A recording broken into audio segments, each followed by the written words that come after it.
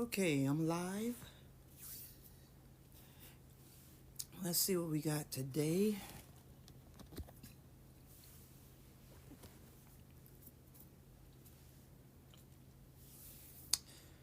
Today we are going to do Tina Goldenberry. She is a regular person, regular character. I hope everybody out there that's watching this stream had a happy Halloween.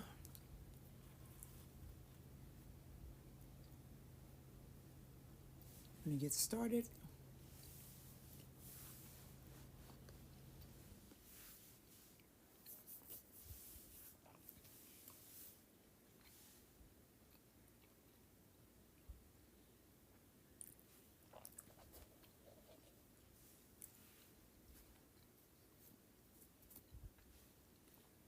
Today I'm going to try something different. I'm not going to promote.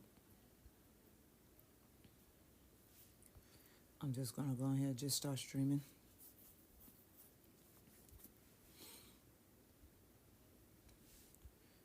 Let's remove this sign. There we go.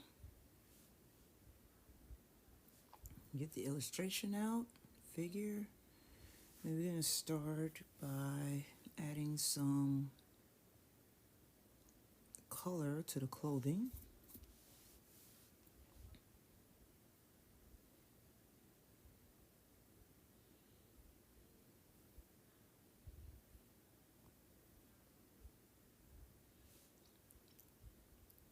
So we're going to plop in a regular color.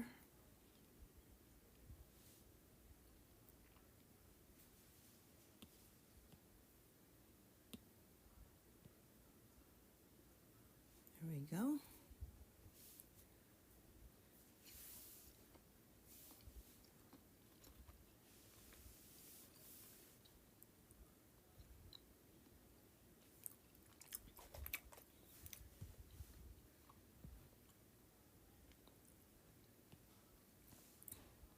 And we're going to pop in some shade.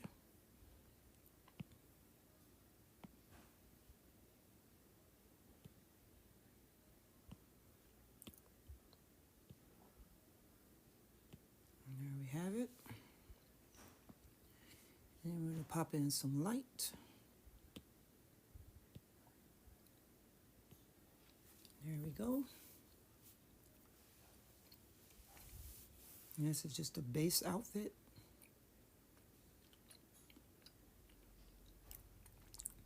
I'm going to lock.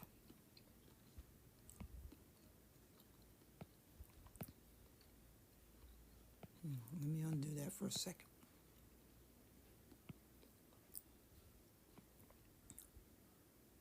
Well, I'll tell you what.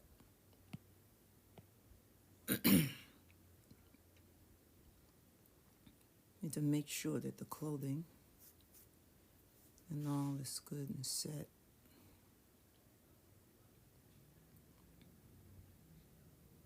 The edges look good. So let's check the edges first. Got something right there. I don't know what that is.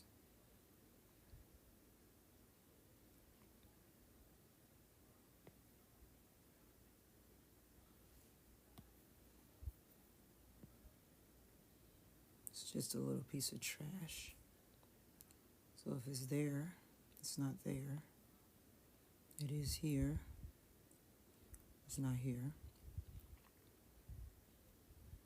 Okay, and we just want to clean up just a little bit.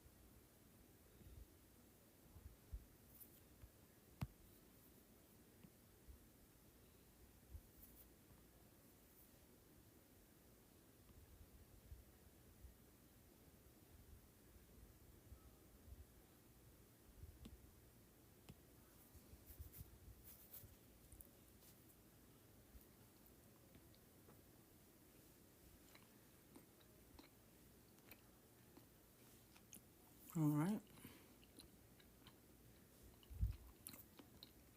Check over here.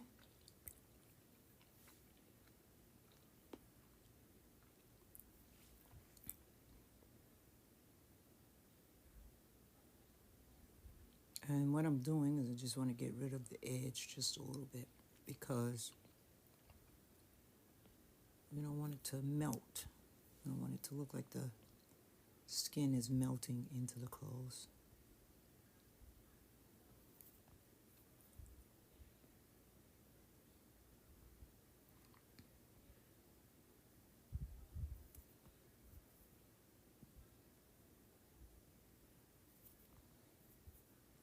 I want to remind any viewers we are using Procreate here if you don't recognize the program.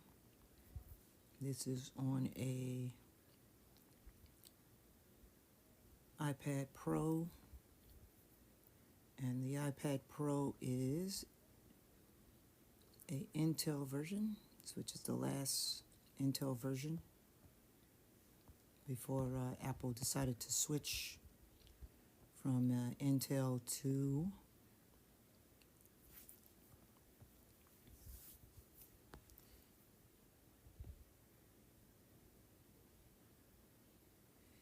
its Apple Silicon.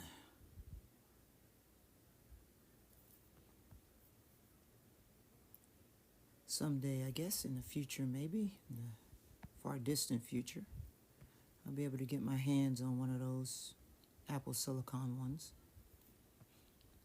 And then I can semi-retire this one.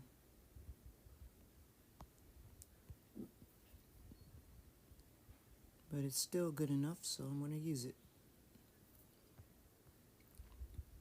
Right, and that cleans up. That pretty much does some cleanup work. And you can kind of see that you can see through her dress, but I have done some censoring. And I might be able to just make that solid.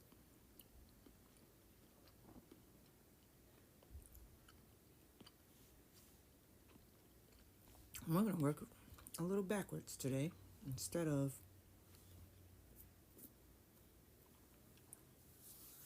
the way I usually work.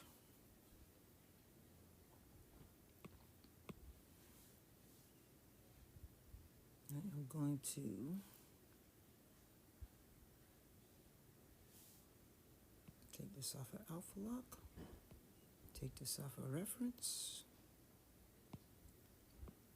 and I'm going to color this entire layer. I'm going to color all of these layers completely through.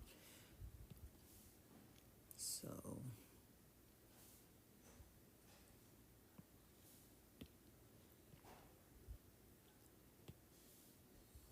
as you can see there, it didn't do it, so I'm going to do it. Give me a second. I'm going to close the door so that I don't get any background noises.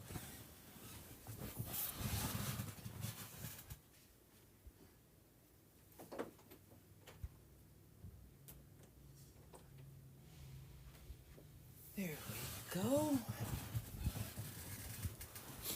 Okay, so you might be wondering, well, I colored this layer in, but the background didn't cover everything it covered, and that's the beauty of Alpha Lock. I'm sorry, the beauty of clipping, mask clipping. See, mask clipping will allow your edges to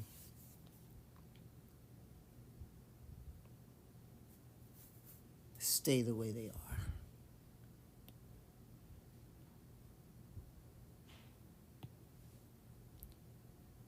It's a trick that works handily, and it's pretty good if you want to do like shading on the outside that doesn't affect certain areas. Like for instance, if she was sitting behind a wall and I wanted the shadow to go around that wall, then I'd be able to do that, and it'd just be her shadow. And then if I plopped her out of the scene, then the shadow would disappear with her because it's on its own. It's in its own universe.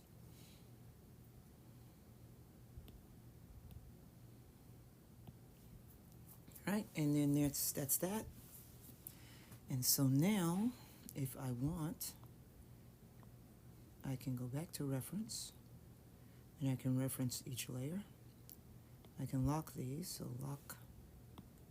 lock, so that way they don't get anything on them. I can lock the color, so that way it doesn't get anything on it. And then I can go to the mask, and we are going to select from the grayscale. So I usually like to start with the middle and then work my way backwards and forwards.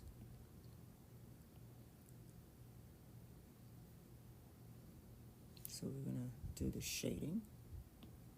Shading is the only one where I do that. And now you can see the costume is completely shaded dark.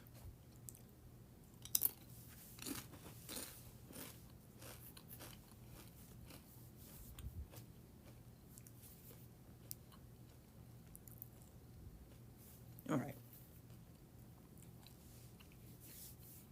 Because the reference, it only shaded the area that is connected to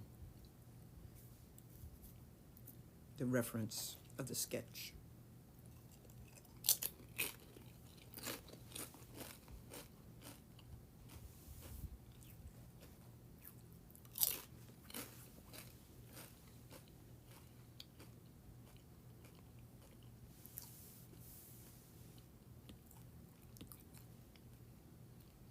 You can name the layer mask, but I don't understand why, because if you flatten your layer mask down, it will turn into the name of the layer and not the mask.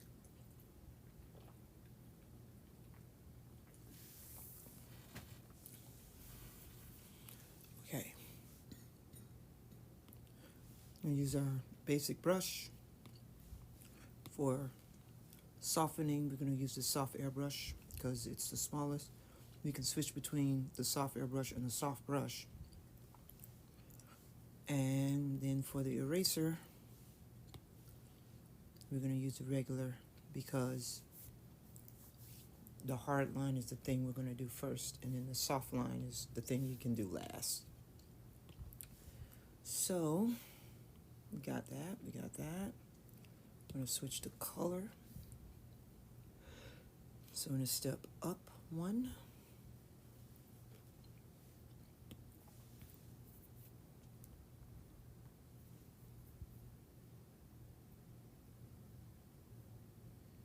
And as you can see, it's not as light, but you can see it just enough. So that's all right.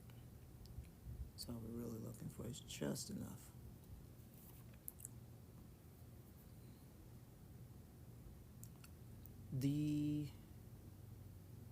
When you're shading down, it's gonna be very sloppy. Let me do this. Go ahead, I got that to max, I think. Yeah, it is. This is on max, is it not? That is, all right.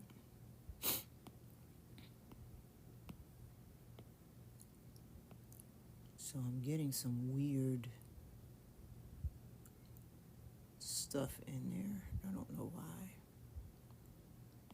And it might be because this layer is not completely dark. As dark as I need it.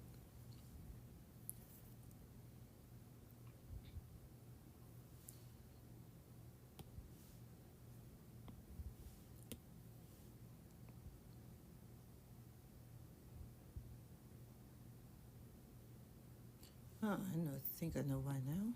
There we go. Bring that brush opacity all the way up. And that's the reason why. I usually don't like to mess with brush opacity because it should only, in my opinion, this is just my opinion, it should only be used for sketch work because of the way I like to work. And The thing about brush opacity is that you have to remember where you went, and you'll probably have to go back and do a lot of softening of edges and stuff like that. I'm pretty sure it'll make your drawings look really organic if you're doing organic style art. But for the type of art I like to do, which is a cell shading style, it's useless to do that. I only like to do organic brush when I am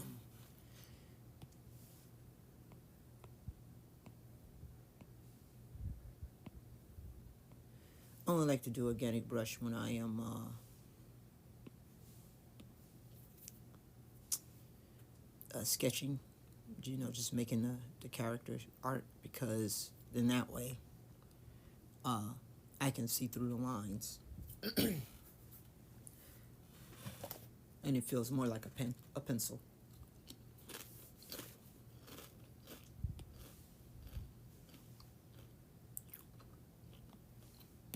Okay. So once again, it's just my philosophy. There's many different philosophies to follow. You can find your own philosophy as you get better with doing art. And it's always good to have, artists tell each other the philosophy, because we don't have schools to do that anymore. So this is the best that you're going to get, unless you go to a college or school of art. This is the best you're going to get as far as the philosophy of one artist. But it's always good to listen to different artist philosophies to figure out how they arrive at the same problem, how they solve the same problems.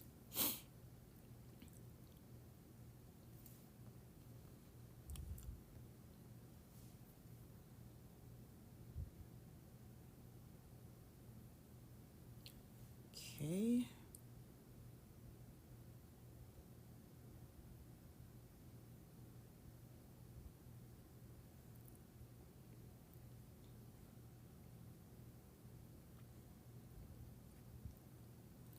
I had a person come into this my stream last week and chatted up a storm.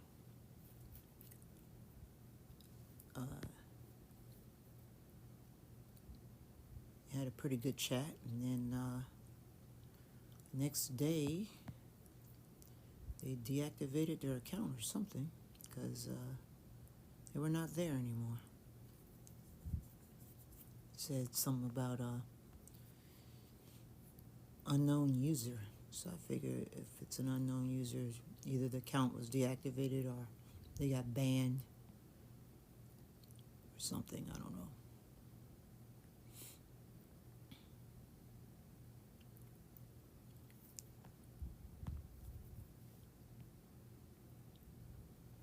But art is a very slow sport, so I don't expect people to come in and chat with me. I'm not anybody special. So, if someone sees my stream and decides to create an account just to chat with me, if that's what that was about, I'm honored.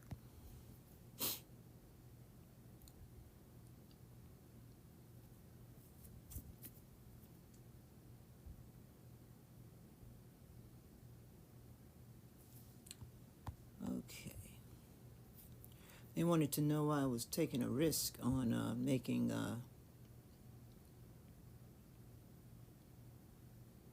lewd art on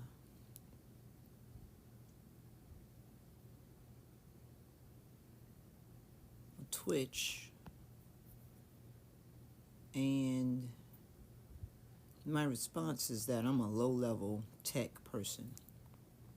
Even though I know a lot about tech, I'm very low-level when it actually comes to using it, because I don't have like 10 computers, and I don't build technology, and I don't buy new technology every time it comes out. And so I can only do what the technology I have allows me to do. And Twitch is the only technology I've come across, that software I should say, that I've come across that actually allows me to stream directly to it. Other than that, I would probably be streaming on YouTube, but YouTube doesn't allow direct streaming from screen capture, so I don't stream there. What I do is I just take my videos off of here, and then I just post them to YouTube later, at a later date. So that's what I do. These shadow shapes should be a little bit bigger because the second shape is going to be smaller in the inside.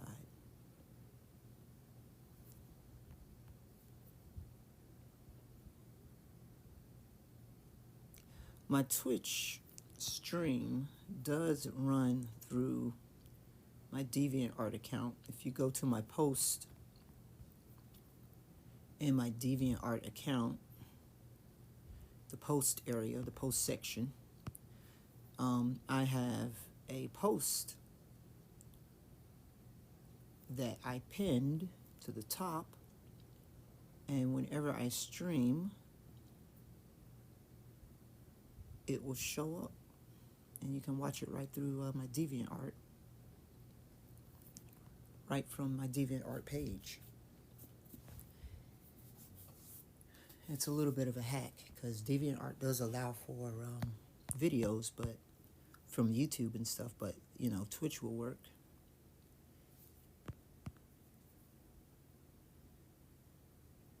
It's kind of cool.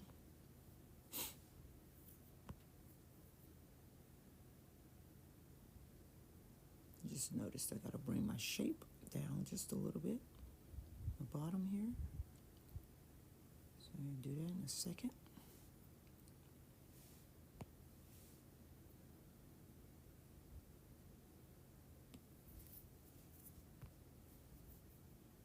Sometimes with the clothing, you gotta fix the shape slightly.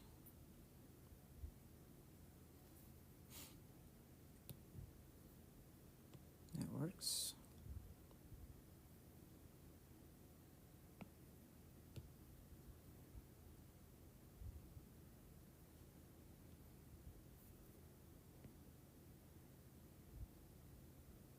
There we go.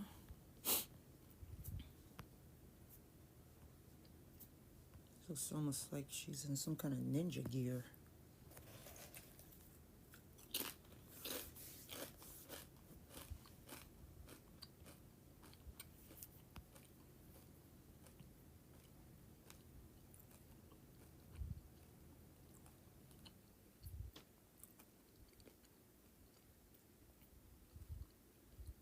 So speaking of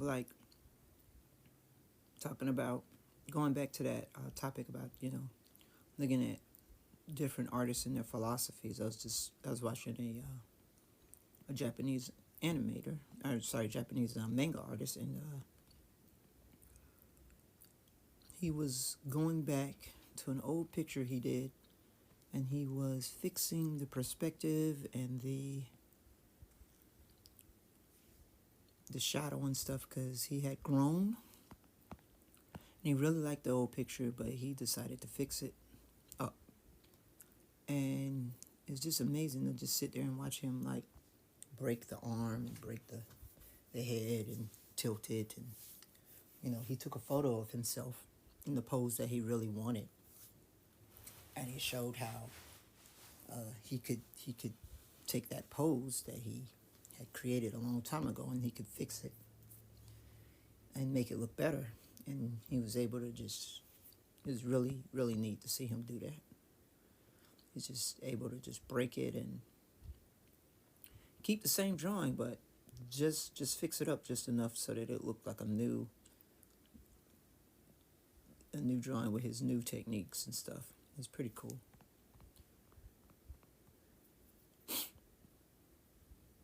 I thought so, at least. And I geek out over stuff like that.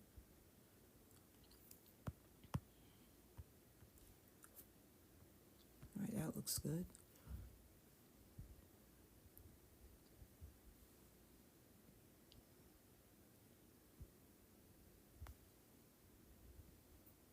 He pretty much uses about the same techniques I do for shading and light, except for I think he uses multiple layers. I use masking,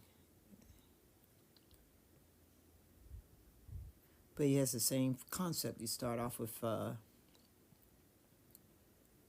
basic flat shape, and then you don't draw the wrinkles. The wrinkles are lighting effects, and if you need a wrinkle to pop out, then you put a hard line in there, and it makes it look like it's a wrinkle popping out. But you kind of already put the folds into the picture where the clothes is going to fold a bulge in the line art, and then from there you just draw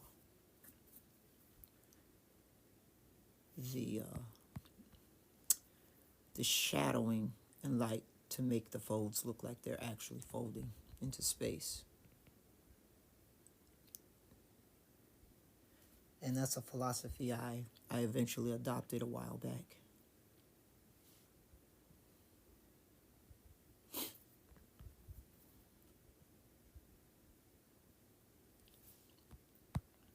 And then as you get better, you eventually get to see, oh, this fold should go this way. Oh, this should do that.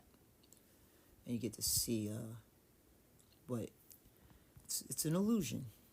You get to see how to get the illusion to work.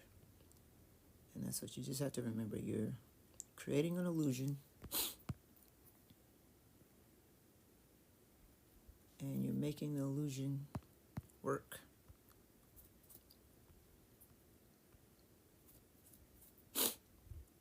All right, I think she's going to get some light right here.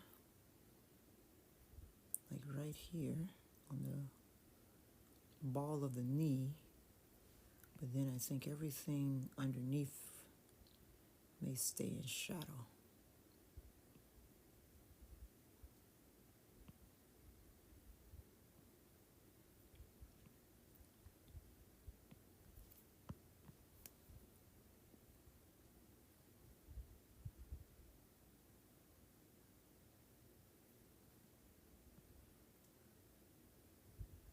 There we go.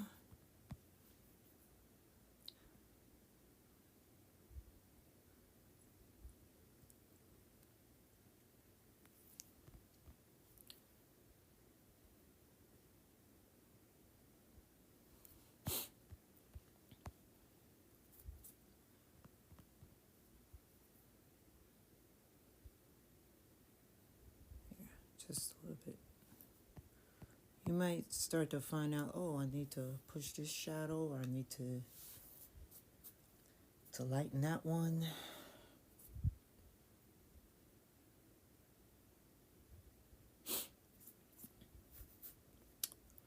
All right, now that I got my base of where my shadow and light is going to come from. So, for instance, I'm saying that the shadow is coming from this area right here.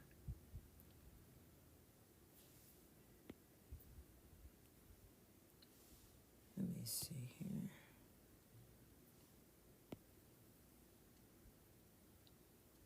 So what I'm saying here is that the shadow is coming from here, like that. Okay, and then like that. I'm sorry, I said shadow. The light. So the light's coming from there. Okay. So that leaves the back area in shadow.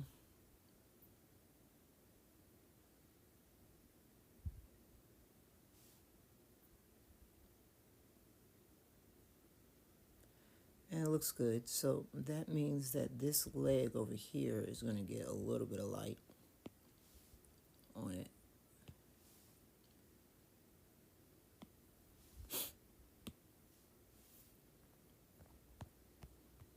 To bring it out, to bring out the contour a little bit right there. And I don't know how this knee is shaped underneath the clothes, so I may have to come back later and fix how it's going to look. I know it took me at least 3 different tries to reshape the knee so that it looked accurate. And I posted each try on my Facebook page till it looked accurate.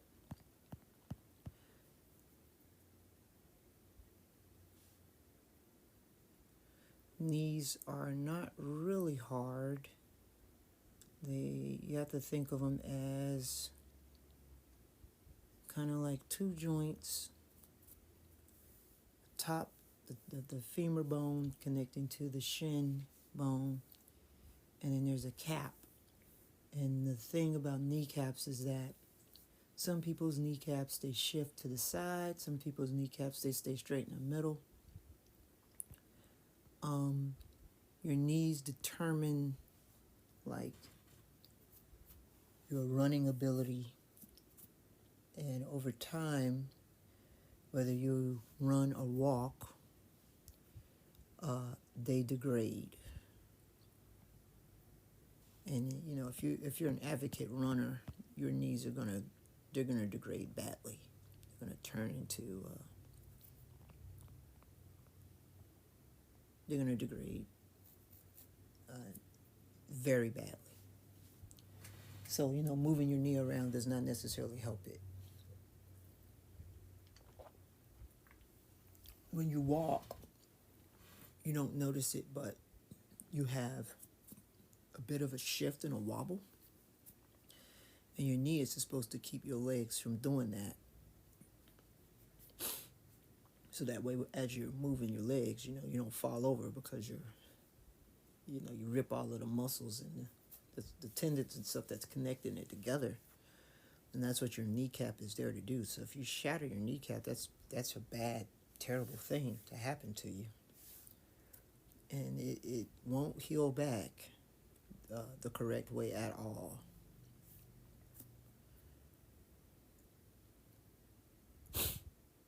But to kind of give you, an idea of what that would look like,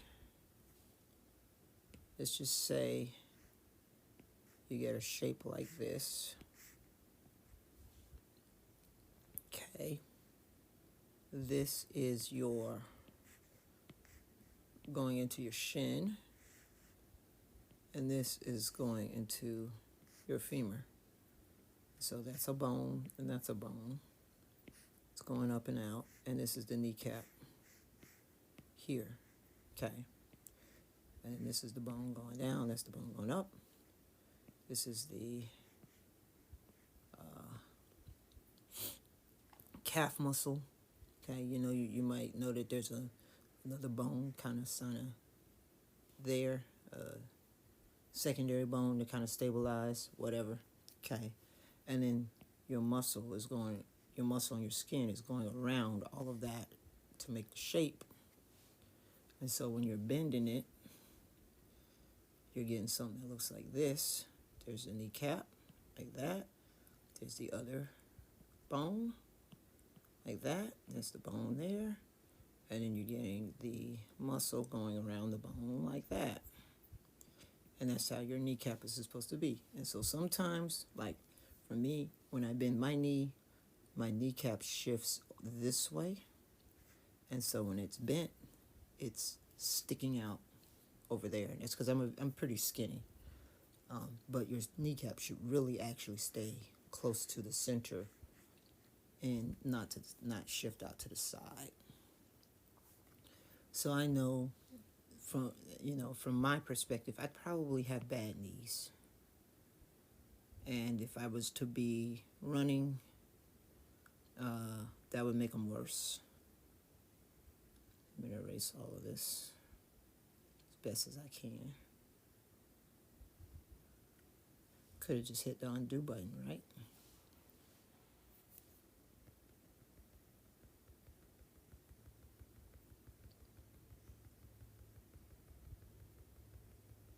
So that explains the knee in a nutshell. No pun intended.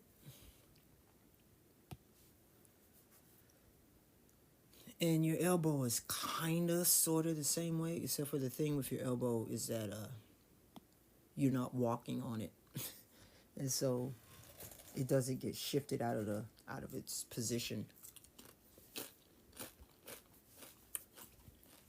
Okay, enough of that. I'm gonna step this light up just a little bit more.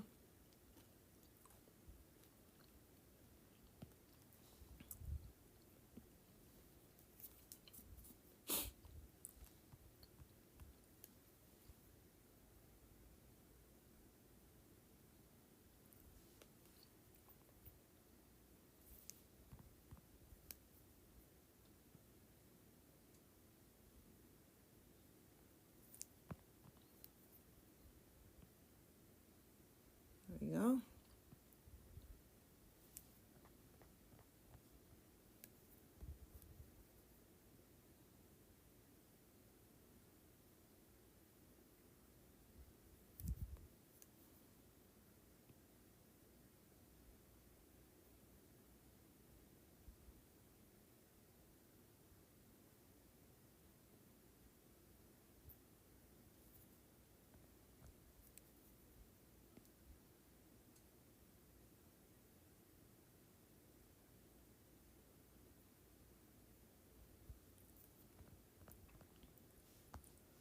Okay, and that's a step up of light.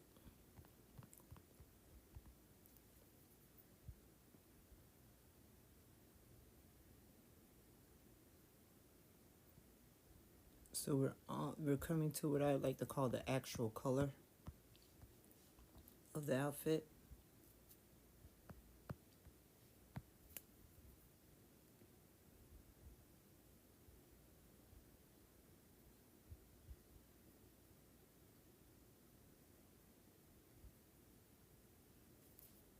If you remember what I said a while back, the actual color is a shade, one shade down from the true color.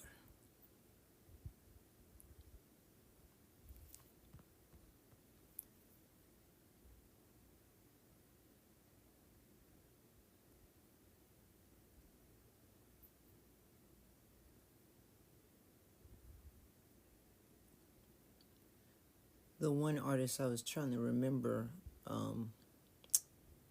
back when I was talking about artists on the last stream is Veneer. I think I was talking about how artists used lenses at one period of time to see how light hit a surface. And Veneer was one of those artists, and what they did is they had this special projector, and they could take a room, a able where people could just sit in a room, and they could just draw them sitting in that room. They could sketch them onto a piece of paper, and you know, the drawing, the art would look realistic. And for years, you know, we tried to figure out, well, how did they make that art look so realistic? And it's because they did have this technique that they could use, and pretty much, I guess most of the master artists decided that it was useful to use that technique. You know, it'd be comparable to ray tracing today, which would be frowned upon, but back then, you know, it was magic. And so they would project. They could set up a room and mirror it and project the whole room through, I guess, something like a pinhole style camera all the way onto the canvas. And my guess is that they didn't have to have every single person in the room at the same time. They could just, figure out which model they needed for what object, for what area, for what time, and they just put it in there. So, the models could come in and then they could put the objects in later, or they could put the objects in first because, the objects don't move, and then the models later. And then they would just draw off the projection. Then they would leave the projection and they would draw the rest of what they saw from life, so they could, match the projection from life. And the thing about that method that they use is that,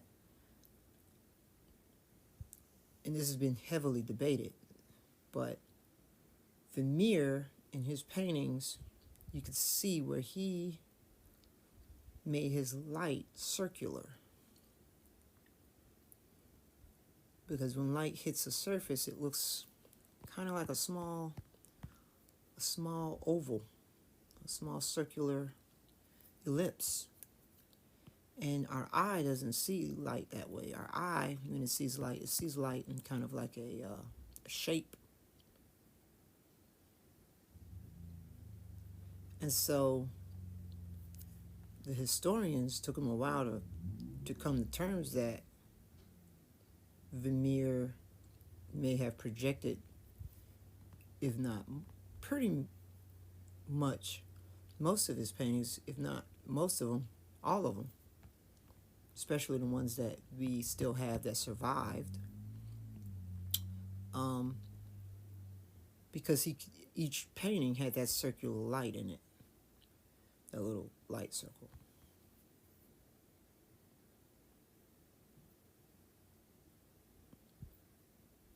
And it just goes to show that, back then when information was not readily available and techniques could be secretly taught, they could teach a technique that nobody would know, and it would give them the edge.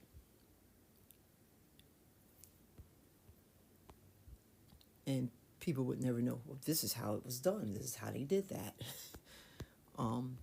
And the only way you'd figure that out is if you paid the tax and got into the class and got taught by Vermeer, or anybody who was taught by him how to do that.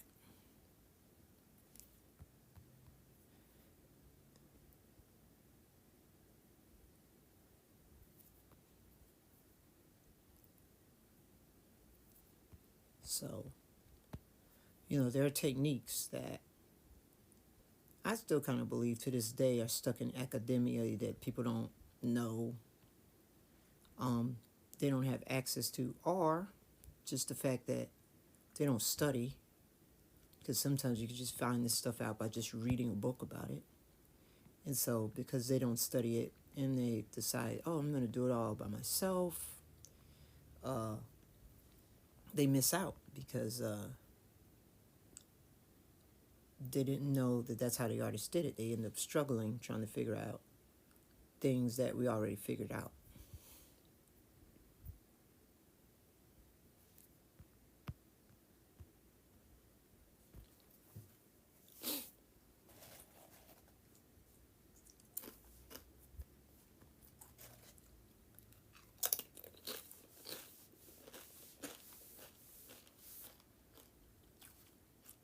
And so to any artist that says school is a waste of money and you don't need it, I say that it really isn't a waste of money. And unless you have a very strong group of artists who follow you and you follow them, and you are somehow, compensated for your knowledge,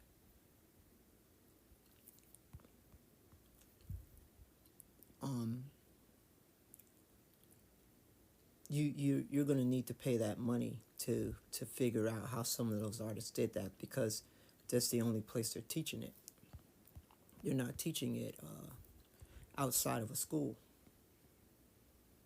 And it's not because, oh, you know, they're trying to keep some kind of knowledge hidden or something like from not being known. It's just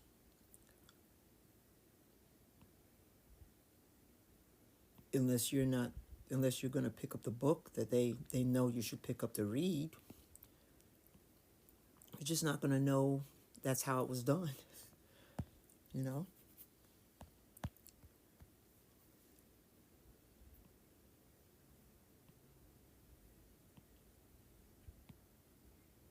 So what I'm doing right now is I'm softening my, roughly softening my, my lines here. And this is rough. So I'm probably going to go back in and smooth it out just a little bit more. This is using the smudging tool, so I say if you're going to use a smudging tool, use it sparingly. Don't overdo it.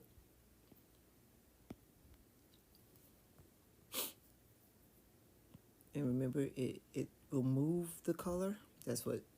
So whenever you're using it, you want to use it in the direction you wish to move the color. You don't want to use it in the opposite direction because it will do the color in an opposite direction way. It'll look weird. So you don't have to do it for every spot either. You can just do it just for the areas that you think you need it most. And then you can always backtrack if you need to. You always have a way out.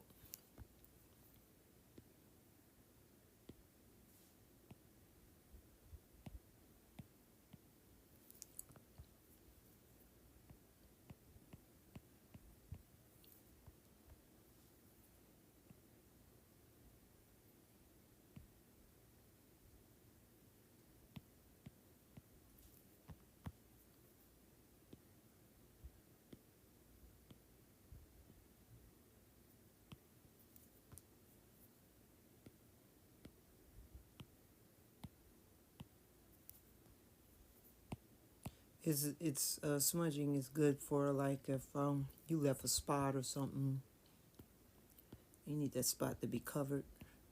You can always use a smudge and it'll smudge it. It's kind of softening the pixel and moving the color at the same time. A little different from real smudging. Real smudging does the same thing except for you can move more material.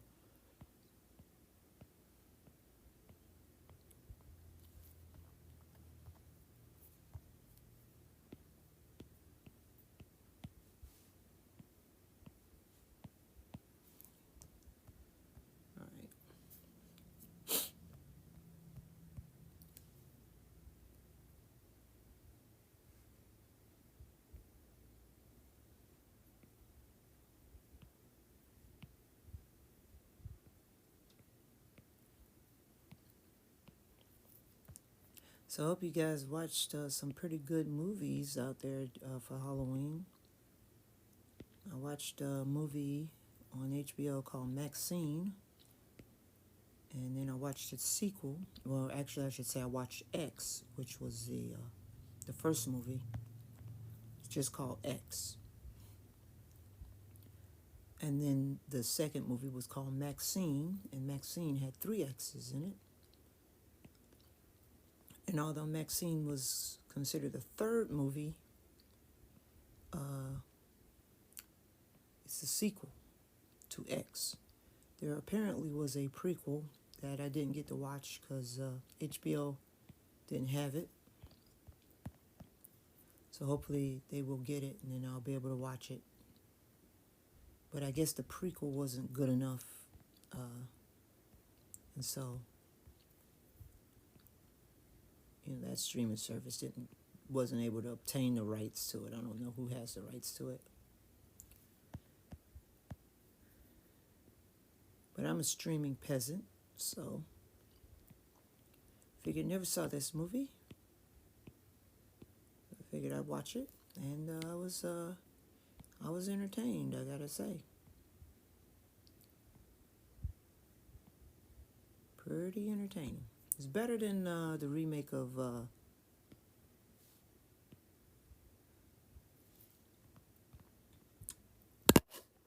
that Stephen King movie, the one with the vampires. Can't think of the name of it at the moment. I watched that one on HBO too.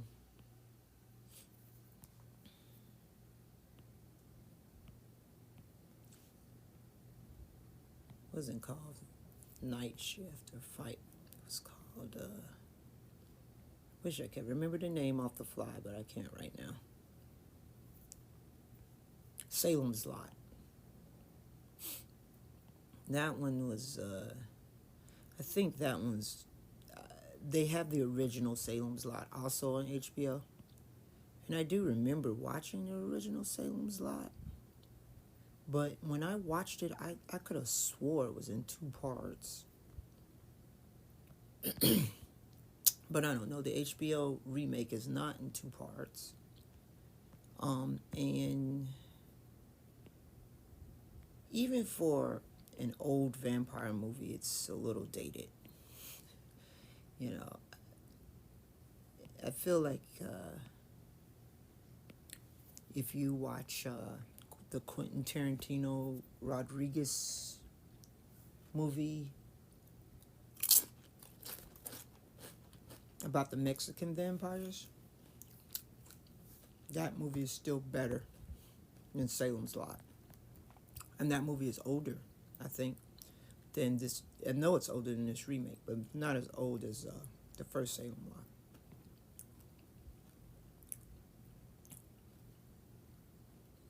And I can't, the name of that movie escapes me at the moment. I just know that Quentin Tarantino and Rodriguez directed that one.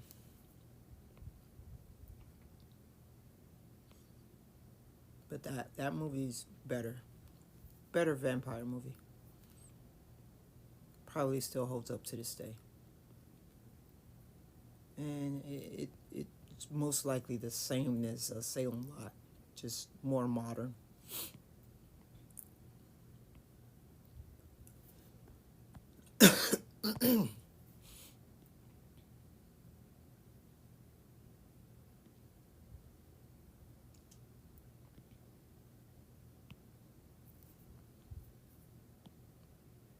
All right.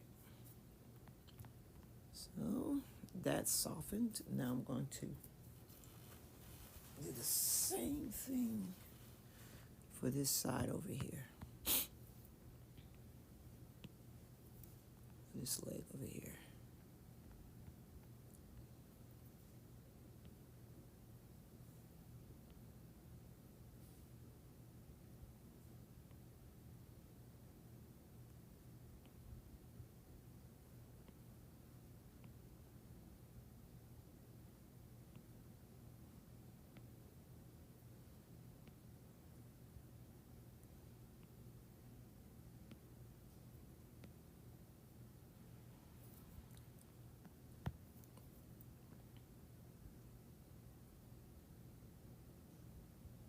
It saved a little bit of time by doing both sides at the same time, huh?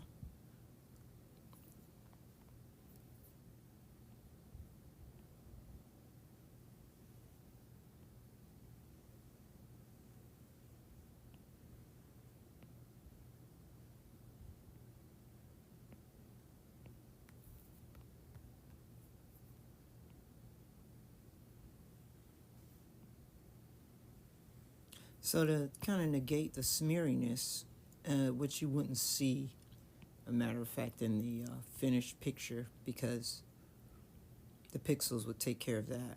But you can always go back with the original brush, and you can sharpen the edges up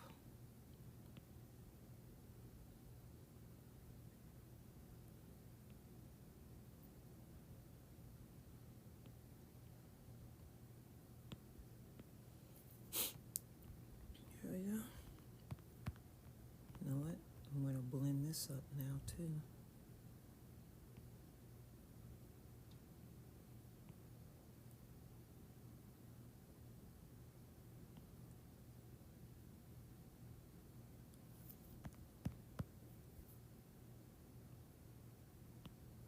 Overdoing it just a bit, but the payoff should be good if my calculations are correct.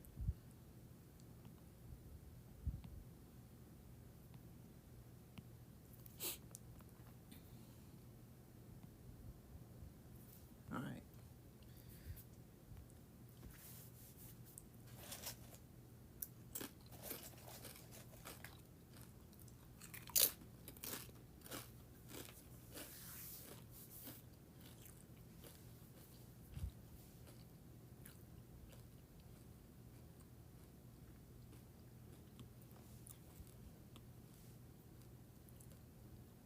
You can also always go back in with just a round brush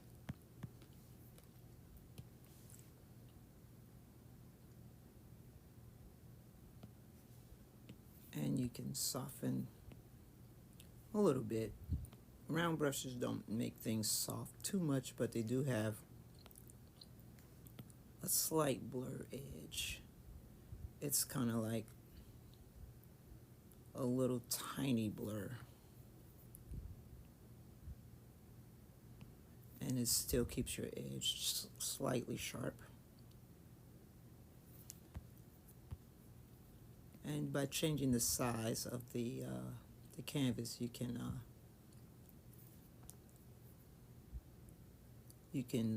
work with the size, a bigger size brush for smaller areas.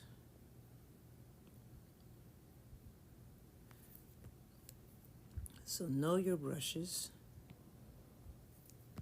It's always a good way to figure out how to make things work, just by knowing your brushes, knowing what they do. Lots of people, they sell those fancy brush packs. It's like they got 1,000 brushes in there. You're paying like $100 for all these brushes, and you don't need like the majority of them. As a matter of fact, I'm pretty sure I saw a one being sold where they had stencils in there, and you could just take the stencils, print them onto your piece of paper, and then you could onto your canvas. I'm sorry, and then you could just color them like a coloring book.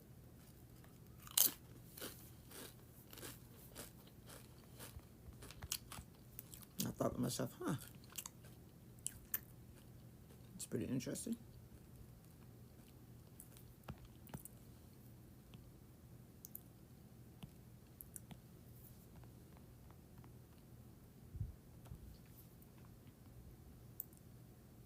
So I'm slightly undoing the work I did, just a little bit.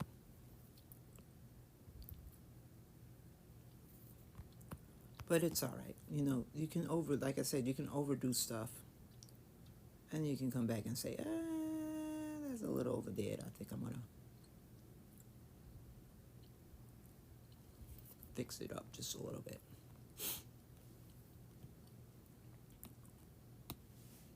Switch back to a soft brush. Make it a little bit bigger.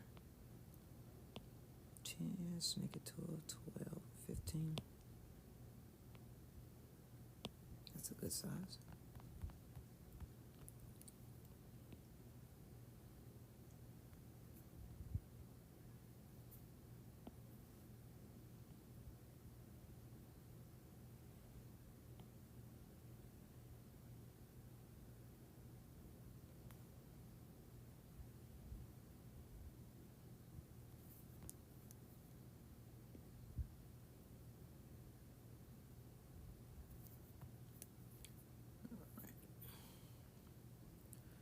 So you're probably wondering, well, why is he doing the clothes first when the last time he did the body first?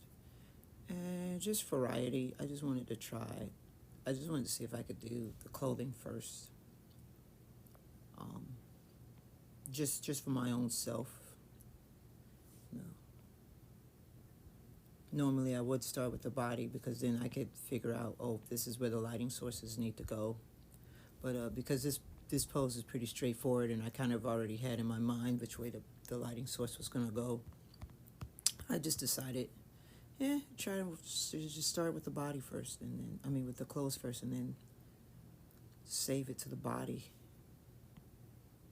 And then that'll be that. Do the body last.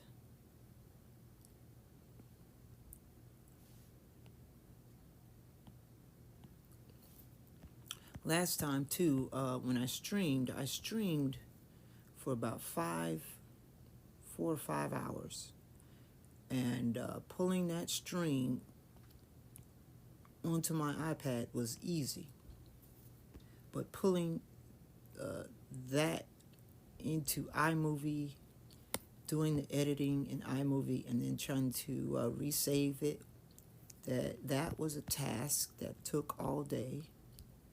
And it took all day because I think the movie was too big, and I ended up having to delete some old stuff just to get it to work,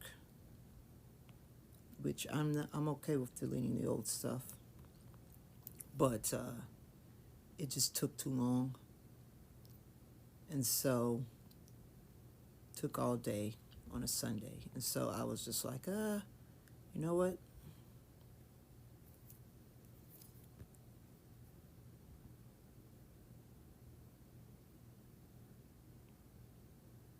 I think I'll just do smaller ones, and then I'll just split it. So instead of going for 5 whole hours, I would finish one thing, stop, cut the stream off, then come back in like 2 hours and then do a second stream and finish up the results of that. And I feel kind of like it's better that way, because I looked at the number of views I got for this stream, and for the last stream I should say, and it capped at about 20, which is not bad. But I feel like it would have been a little bit, there would have been a little bit more views if I had just did a 2-hour straight, because doing anything over so many hours can wear out the person who's watching it. And then most people, they're just watching it to see if they can see something that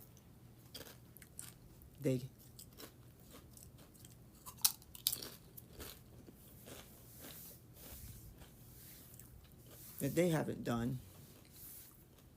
And then once they see the thing that they haven't done, they might clip it,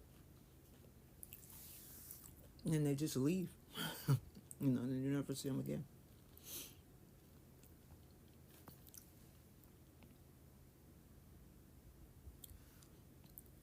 I'm pretty much Bob Ross, so I'm pretty much going to be doing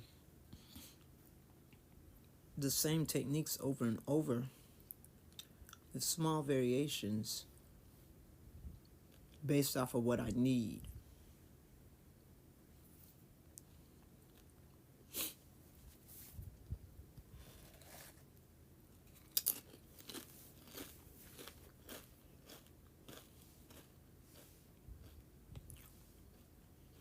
All right.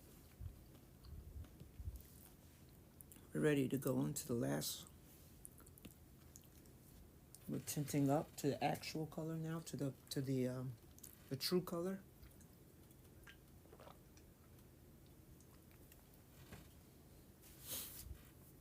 And the true color is kind of like the beginning of the highlight, so we don't need a lot of it. Let's check my brush. I think I'm going to stick with the round brush for this. No, I'm not. Kidding myself.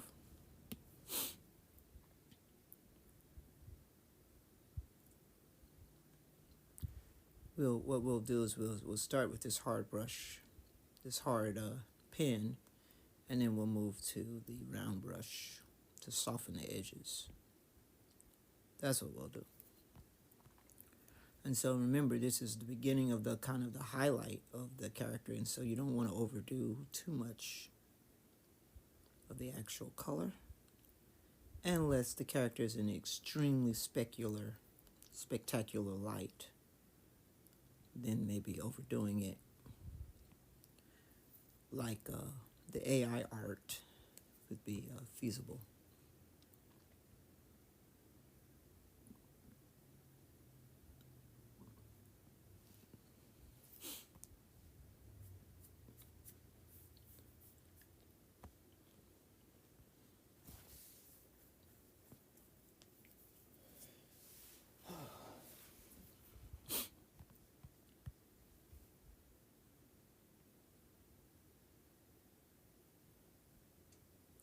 And so going back to time, I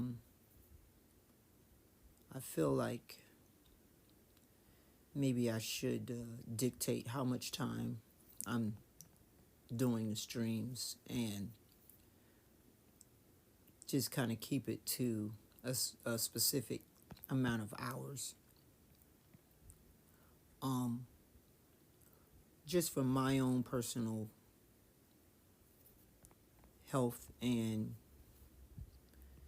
to just not tire out anybody who's watching the stream, and they're like, man, this is a 5-hour stream and I got stuff to do, so I'm gonna wait to watch this later, and then later never comes.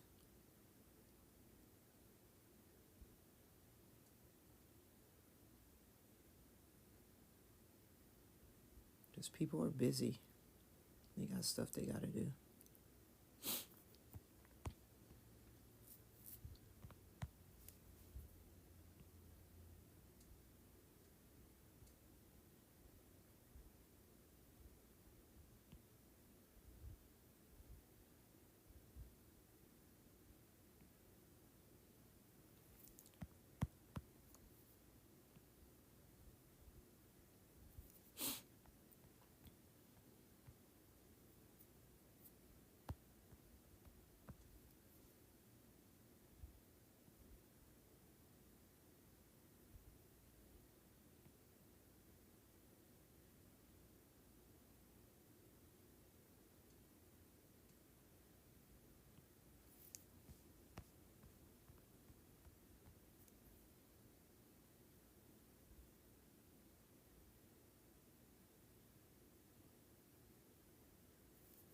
Oh, gotta put some up here.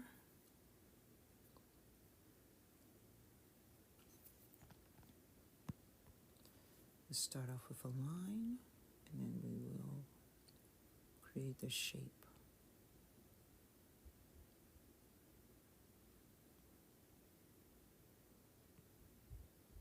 So about cleavage,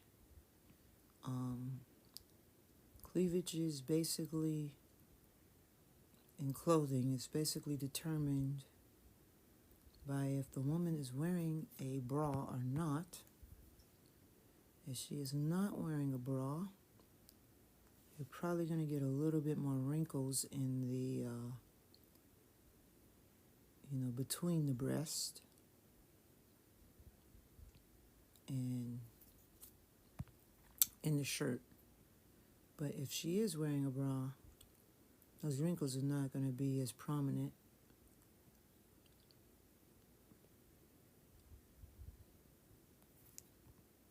And that's definitely how a woman can get another person to pay attention to her. Is, oh, she's got on a bra. You can't see anything, so it's whatever. But she don't put that bra on, and you can see her chest. It's like, oh my God. She might as well have nothing on, right? Men can do the same thing if they have pretty good chest. They gotta have a pretty good chest. Most of the time, men don't wear t-shirts underneath a shirt. I do. I wear a t-shirt underneath a shirt all the time. But, you know, if you don't wear a t-shirt underneath a shirt, you're going to see all the pectoral muscles and all the nipples and everything right through the shirt. The impressions and all.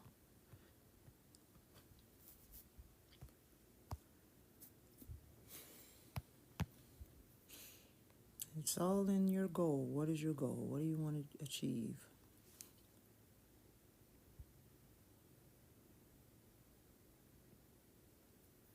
Just going to step some of this back just a little bit.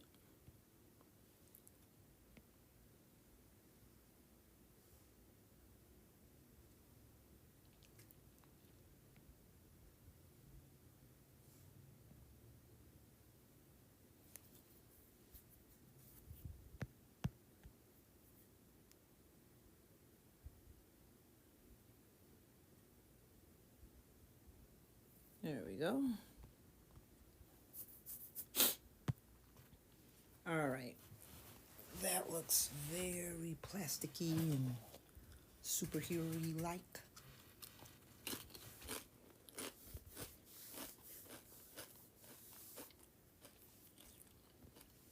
Which is not a word. Superhero-y is not a word.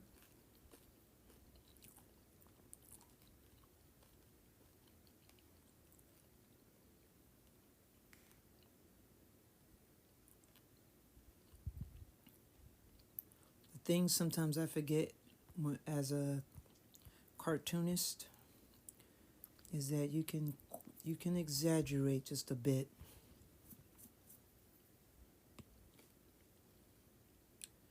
And sometimes I forget that.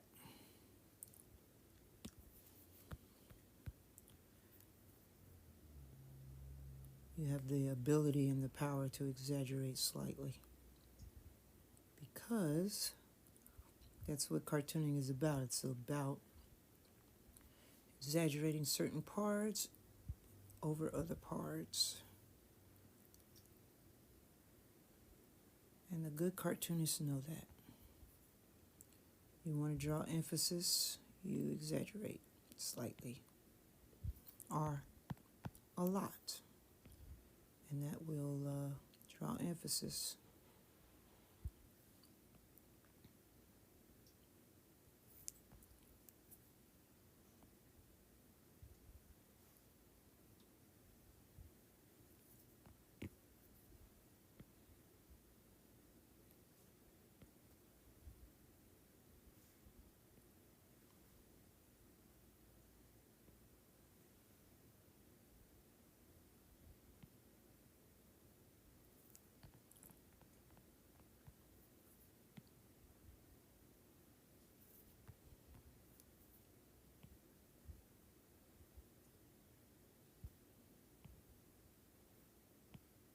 There we go.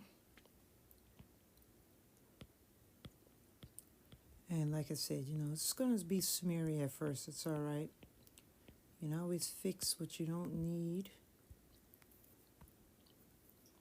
You can always fix it. That's the point.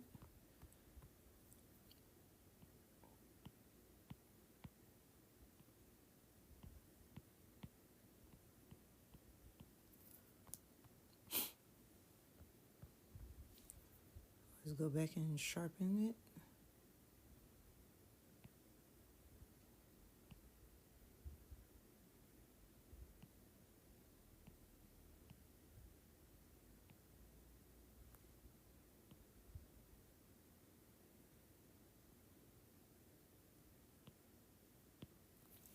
And that one got all messed up. Let's zoom in a bit.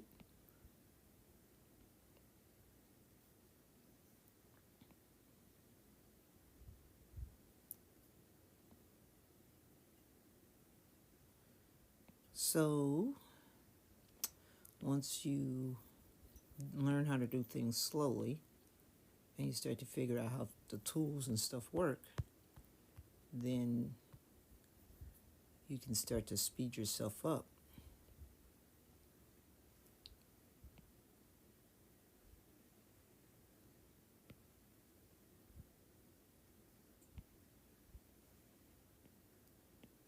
And I feel like that's happening to me now, is that I'm starting to, oh, this is how it works.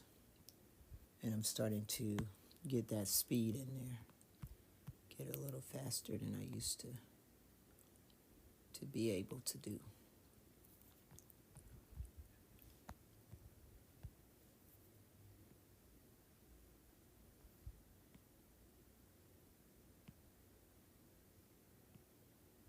Still always believe that slow and steady is better than fast and quick. I believe if you want your style to look fast and quick, you will work that way.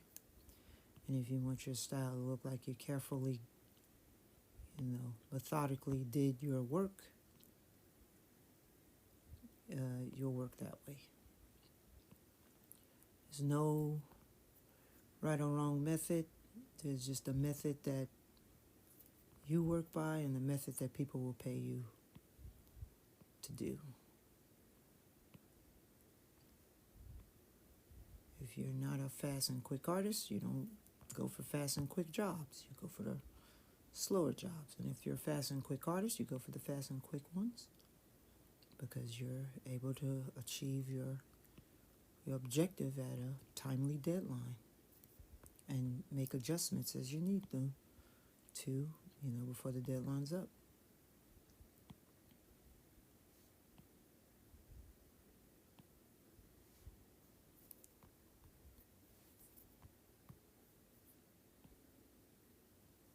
Here we go. Almost done. All right, so another, I wouldn't call it a scary picture, but it did come out on Halloween, and it had a Halloween-like theme to it. It was pretty good. It was the TV show Agatha All Along. Very entertaining writing in that show. Very well put together. I still like Loki. I still think Loki is my favorite show on Disney Plus. But Agatha is definitely came in second. I love the character. She's total sociopath. Rather, I should say psychopath, not a sociopath, because a sociopath can relate with other people. Psychopaths cannot. She's a total psychopath, and it's very dangerous. She's a dangerous psychopath, and she's playful.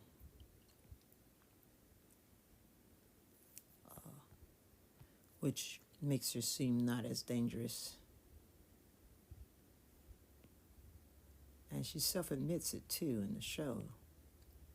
That's the cool thing about the whole show, is that it's like she's not like, oh, I'm not who I am. She's very much like, oh, nope, I'm exactly who I said I am. I'm exactly that character,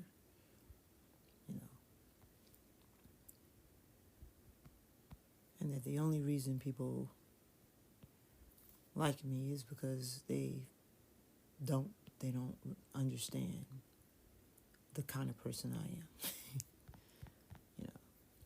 It's a very good show. Very well done, I have to say, on the Marvel side. With getting that show done. I do have one thing, though, with Marvel, and that is it's very hard to tell how long that merry-go-round is going to last.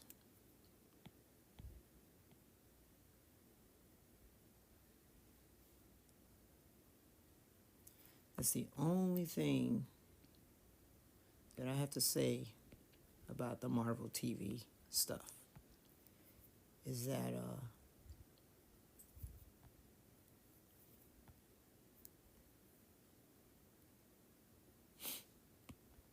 very hard to tell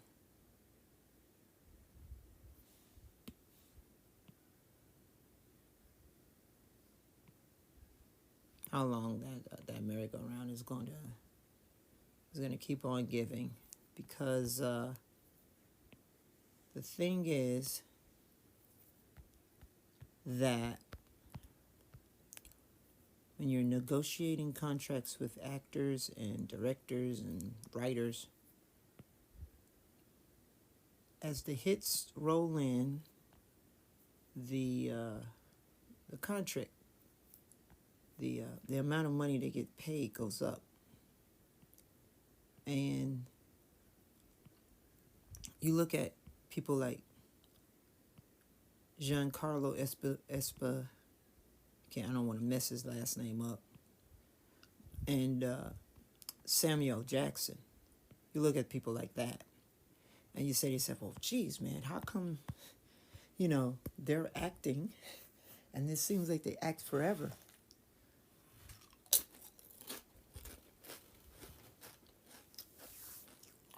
Whereas you see these people who were top actress and actors who played leading roles, and then suddenly they disappear.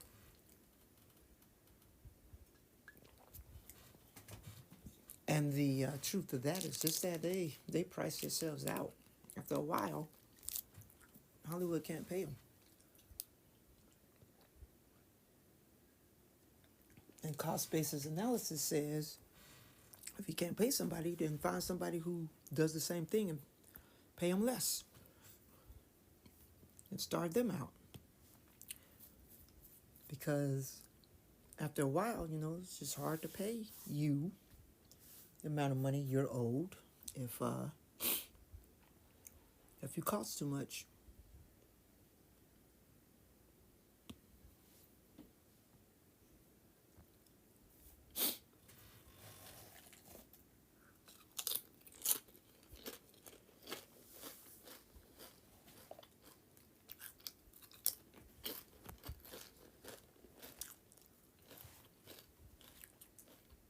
I'll give you an example of this.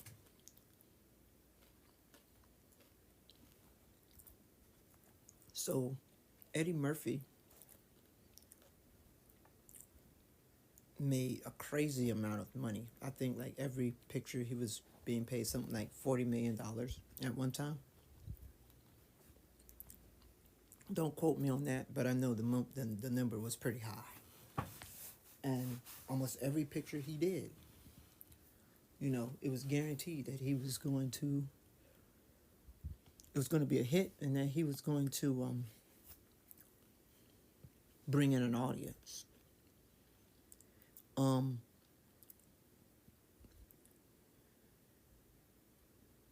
then one day, he had a series of bad movies. Right after The Nutty Professor, he did this movie called Norbit. He did another one, which I can't remember. I loved it. I can't remember the name of it, but I remember loving it so much. It was about a nerd who fell in with some porn directors and started a porn movie. Really good film. Really funny. But he was priced out of the market. His movies stopped making that much money. And then there was, I want to say it was Norbit, because I want to say the movie that I'm talking about, the one where he was a nerd and he got into the porn industry by meeting some porn directors. I want to say that movie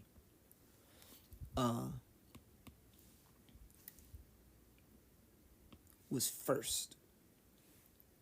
Then somewhere down the road, there was The Nutty Professor 2, and then there was Norbit. And Norbit did not do very well. I think it was Norbit that didn't do very well. And he got some really terrible reviews on that movie. I think, was it that movie? I have to be very sure. I'm not in the position of looking it up, but Might have been that movie. And he got some terrible reviews, and he he he disappeared for a while. You know, everybody's like, what happened there? Murphy, I mean, man, you know, he just kind of fell off the map. Happened to him. You know, this guy, he had made so much money. It wasn't like he was hurting or anything for money.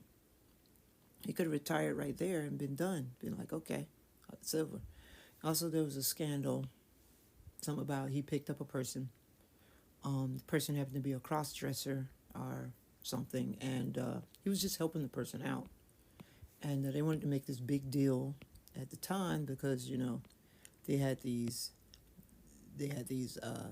actors and stuff. They found out that they call it down low, but basically found out they were gay, and so they want to make a big deal out of, you know, or are they slyly picking up, you know, people of alternate sex and having, you know, it's deviancy. It's always been a thing about Hollywood, is that, you know, there's a deviant culture, deviant behavior. It's not Christian. It's not normal.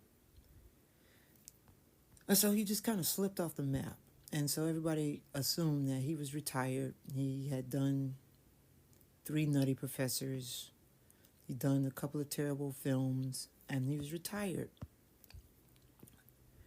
And he came back recently and did, you know, a second Coming to America, which was pretty good. I'm not going to sit here and tell you that it wasn't good. It was pretty good. It you know, not better than the first one, but, you know, pretty good for what it was. And he did that one for Amazon.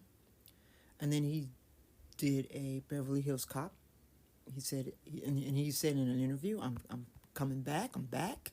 You know, I'm going to do Beverly Hills Cop. I'm going to do some, you know, a couple of other things that I've done. I'm hoping that he does The Golden Child, but I think he might be aged out of that one. But it'd be cool if he could find somebody who could like act alongside him. That'd be awesome, because I really love The Golden Child. Real small movie he did. Probably gonna do another 48 Hours. Well, yeah, he probably will do one of those. But anyway,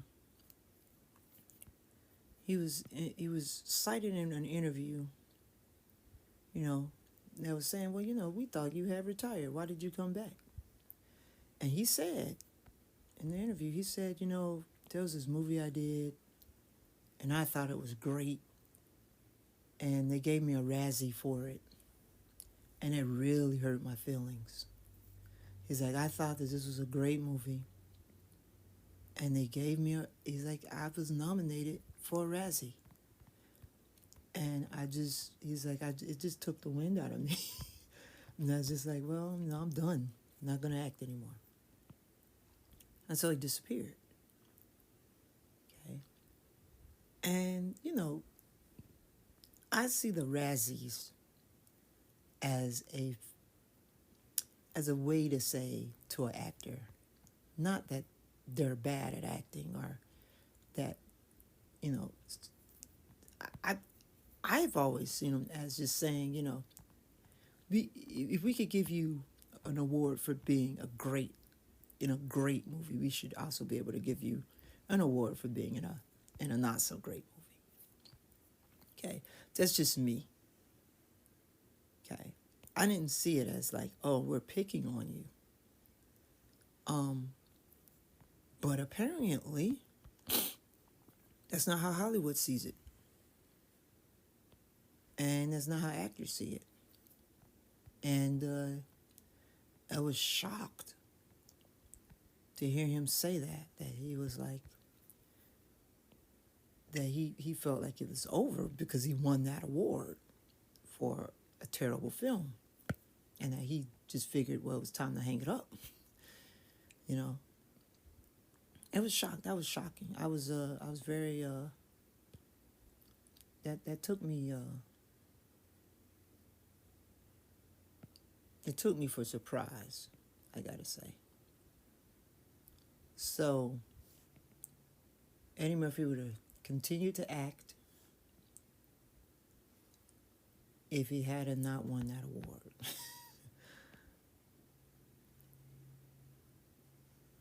And so, I just say that to say that,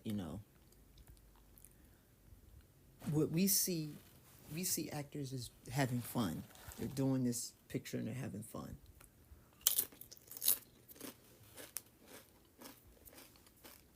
And that's not the truth all the time. You forget that it's work.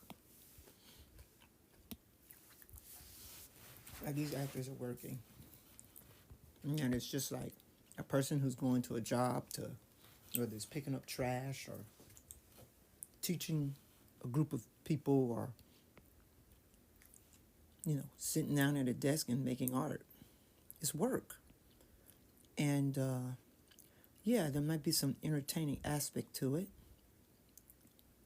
But at the end, it really is work. And I guess I never really thought of it that way. That, you win an award that says that you did bad work. What do you do?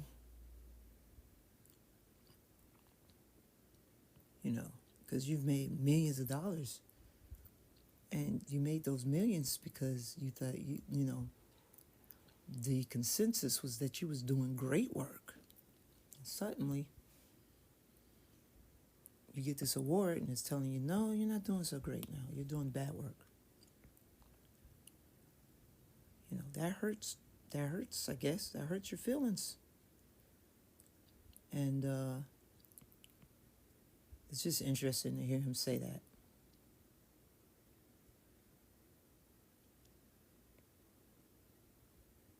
Because, Halle Berry, she won an Oscar, and then she turned around and she won one of those. I guess she might have taken it a little differently. She does say to this day that Catwoman was not a great film, but that she wanted to be Catwoman, and so that was her way to be Catwoman. And I have to say that if she hadn't been Catwoman, we wouldn't have the Catwoman we got today. Because the Catwoman we got today is very much clearly based on the Catwoman she played. Just all they've done is they took a little bit of the Tim Burton Catwoman, mixed it with her look, and turned her into a much more street savvy Catwoman than a jewel thief.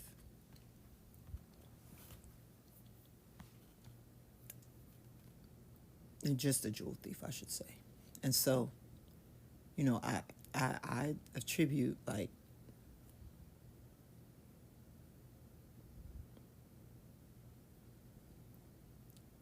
Halle Berry's Catwoman to that.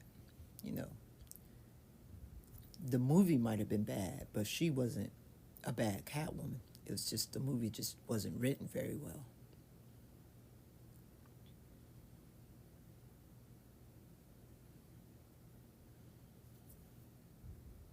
In those days, they weren't really thinking about that. They were thinking about trying to be better than, say, the Batman stuff. Or just trying to recapture the genie in the bottle with the Batman stuff. They were not really worried about whether the movie was going to do good or bad. They had already kind of figured, oh man, this movie's going to do real good because it's kind of like the Batman movie. And Batman does well, so apparently the characters in Batman are going to do well. And that's just not true. You have to write compelling stories. And to segue, the Penguin basically is showing us that you write a good story and people will go see it. People will want to watch it. People will want to tune in.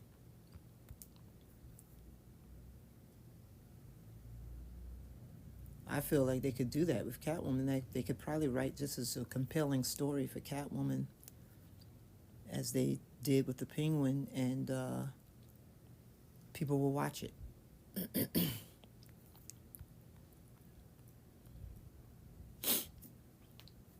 But don't cry for her, Halle Berry, because she's probably making royalties off of that, because she was the first woman to play the Catwoman in a actual Catwoman only movie, and so she probably gets royalties for playing that character.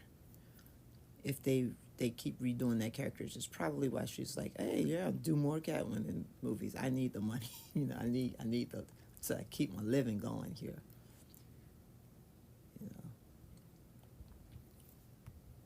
All right, so I am right now. What I'm doing is I'm just laying in the light pattern, and then I'm gonna shape it up a little bit.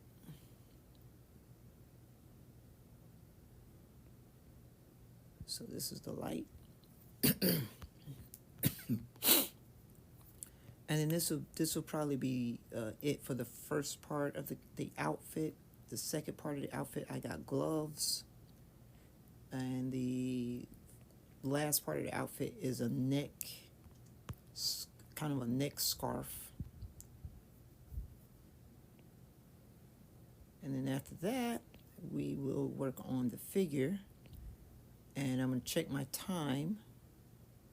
And if my time says it's over 2, I am going to stop, and then I'll come back in about an hour or 2, and then I will work on the figure, and then that will be it. We should be done after that.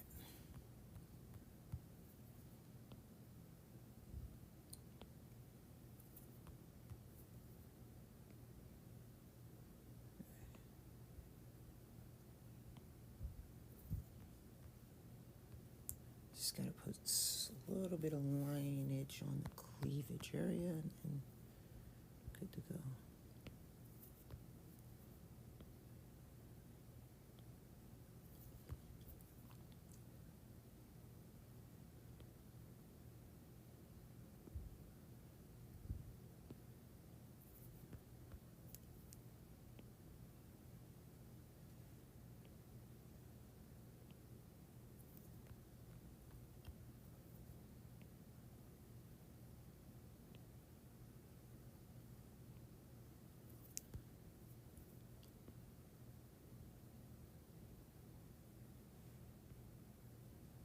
There we go. Now, you're probably like, well, that's so dark and so light, and the contrast is too much. I have a solution for all of that, which I'll put in later. It's too big. Let's shrink her down to 2. There we go. So it's all right if it's too light at first. It's quite all right, because I have a solution for this that usually works out.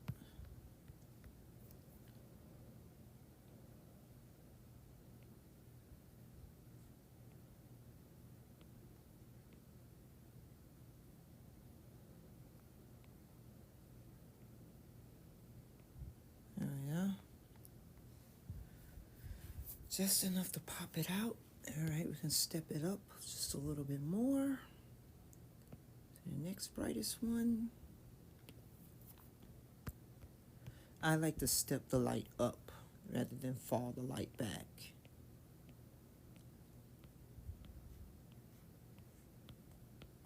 And the reason for that is just that it's easier for light. With shadow, you can fall it back, but with light source, you step it up. You paint the lighter color on top of the lightest color. You paint the lightest color on top of the light color.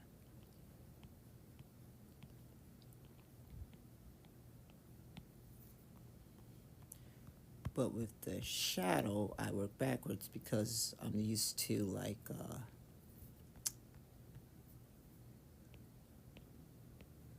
charcoal drawing where you just kind of erase the shadow out from its dark.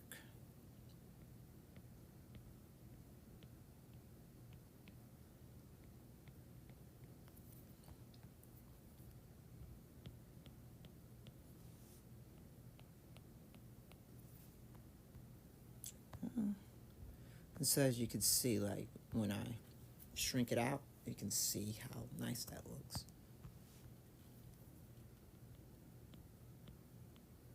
And it doesn't take a lot, just a little bit.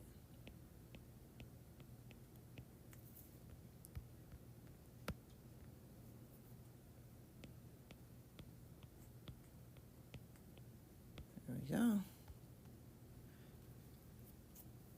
And then just a little bit in the cleavage area.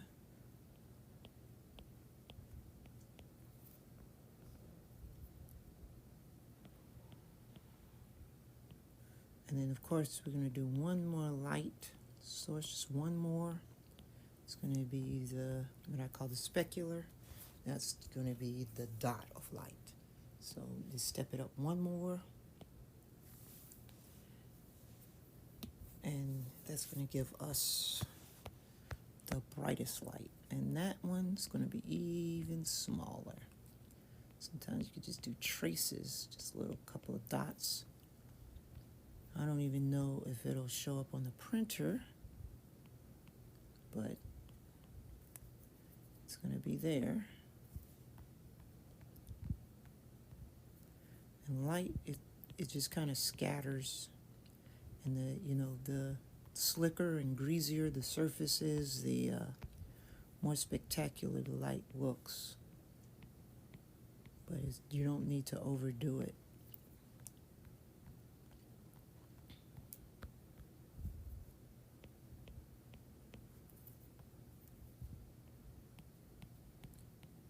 If you feel like you overdid it, you can always do things like blur just a little bit out. Erase.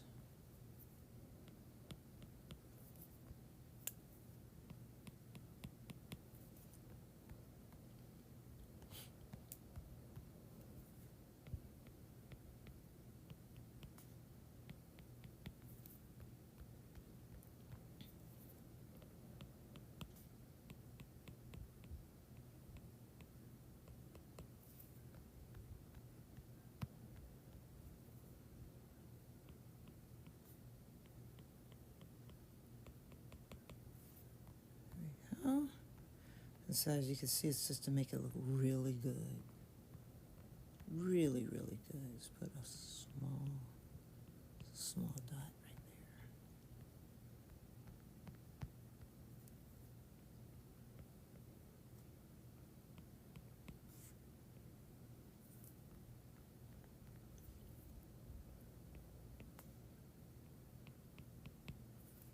there. There we go.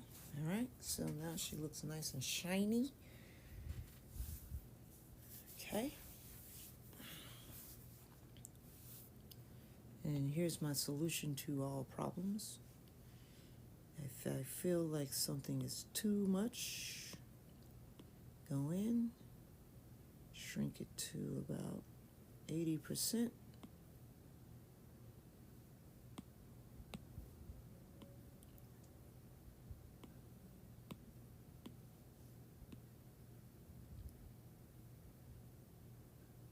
Sometimes 80 to 75% is a good amount.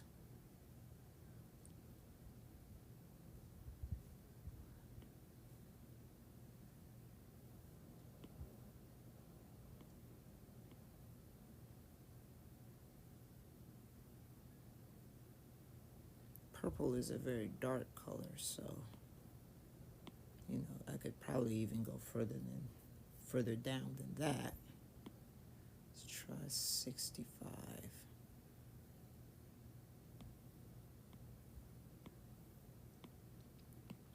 See how that looks.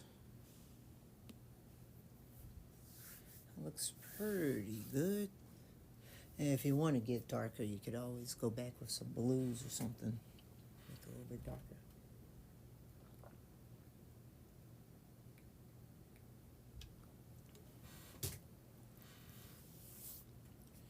All right, that looks pretty good. Let's see where we are on time. We're at 1:47. So 10 minutes, 13 minutes, we'll be at 2 hours.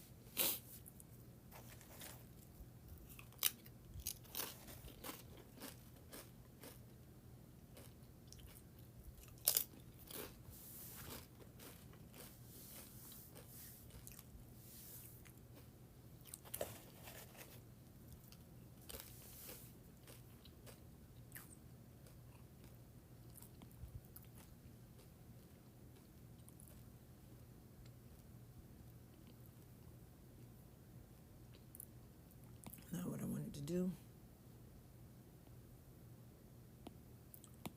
I wanted to clip mask, and clip mask, and clip mask.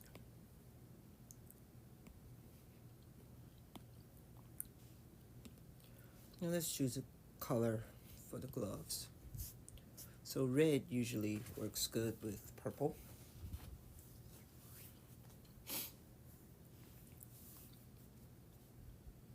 Yellow and orange are clashy.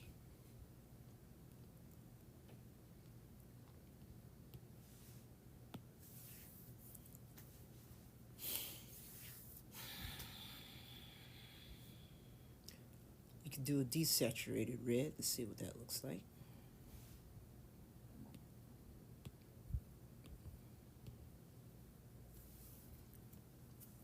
So that's desaturated red.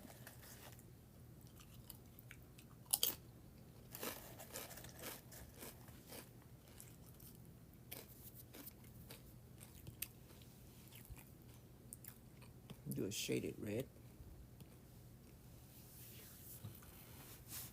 That's red shade.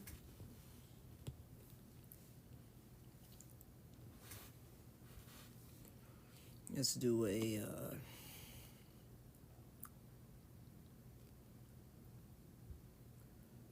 red. Just plain old red. It's red.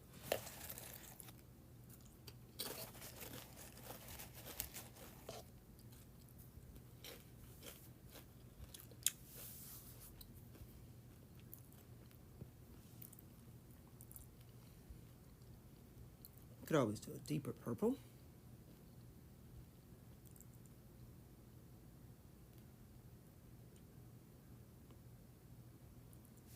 Let's try that, deeper purple.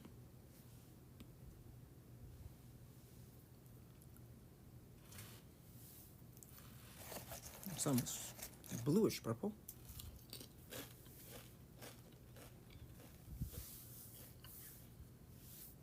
Kind of matters not, because once I get the shadow and light in there, I can just make it whatever I want.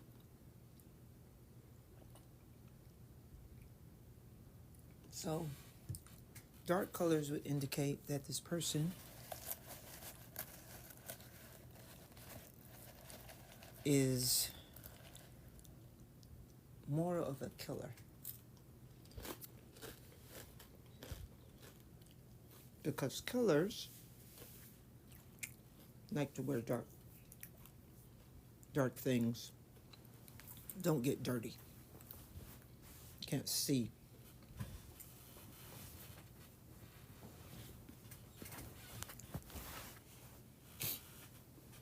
When they've done their dirt. Whereas light colors and flashier colors are more indication of a person who wants to be seen, who wants to be a hero. And I just noticed something. So I'm going to take the reference off. And we're going to color everything, because that's what we want. We don't want there to be a hole in the picture. Okay, so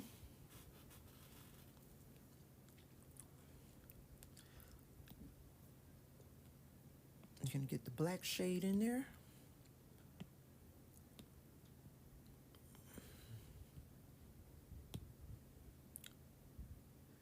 And then we're going to get the light shade in there. And truth be told, we're probably going to be ending up more trying to get light into it more so than shadow, because the color is dark. So we're going to bring this all the way up to 100% so we can't see through it.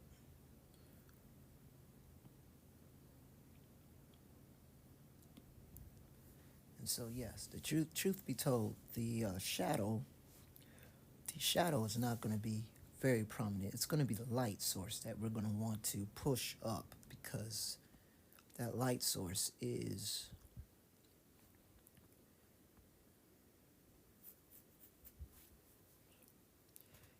how we're going to see these gloves, because the gloves are very dark. So, you know, if we get shadow in there, it's probably going to be the darkest shadow, which would be black. And then the light would be the one we're tinting it up instead of shading it down.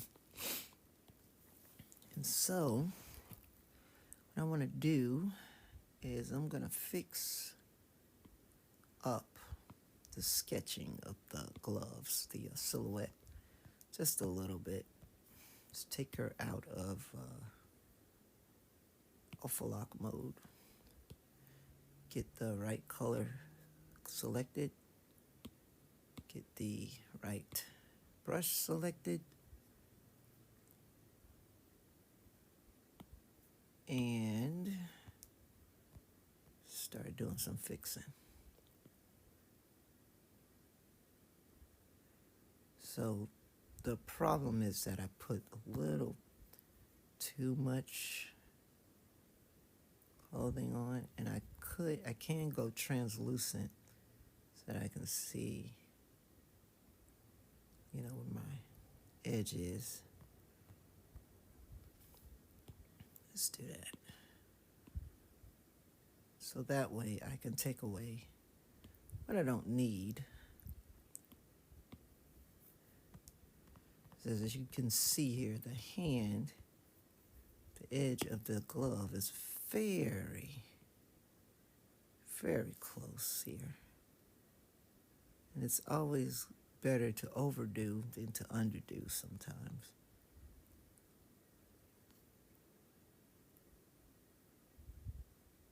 And there we go.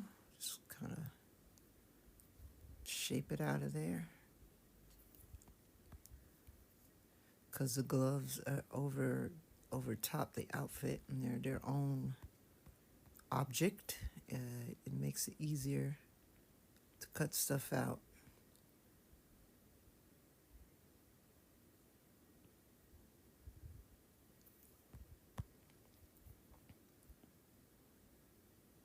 So make them a little bit more skin tight. And I just love the layer thing, because it makes it feel like, you know, your clothes layer over your skin. You know, so that is realistic to that point. So, you know, if you're wearing a really thick coat and you're a skinny person, you know, it's going to be thick over top of your skinny body. It's not going to make you fat. It's just going to look like it's very thick over top of your skinny body. That's the point. That's what you want.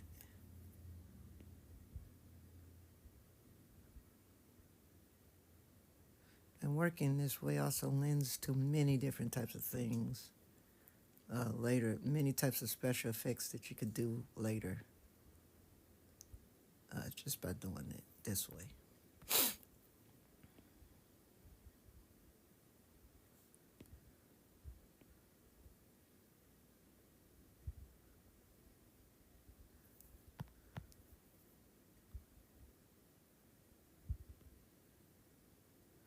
Look at that.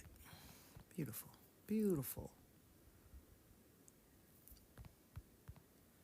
Right? And I'll keep going here. We want to take as much off of the layer of gloves as we can. And because of the way we're working, we can always add more back if we need to.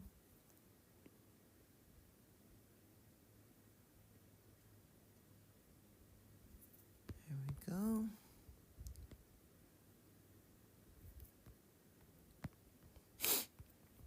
So it's probably going to come to 2 hours and 30 minutes, maybe.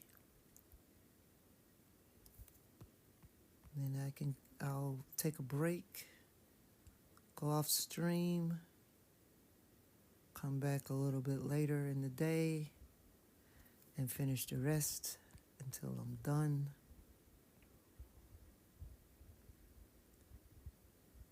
Give me some time. I have done all of my my housework, so I don't need to do anything off of that.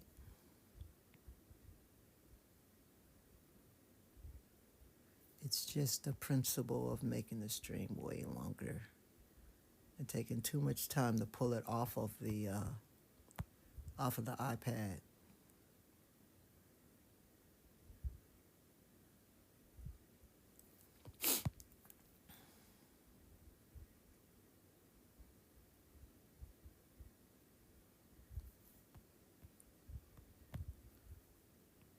What I love about the Apple technology, and I'm pretty sure eventually other technology companies will catch on to this, even though they haven't yet, is that we're going to undo that for a second. The thing about Apple is that they build their technology so that when you upgrade it, you can still use the same old stuff.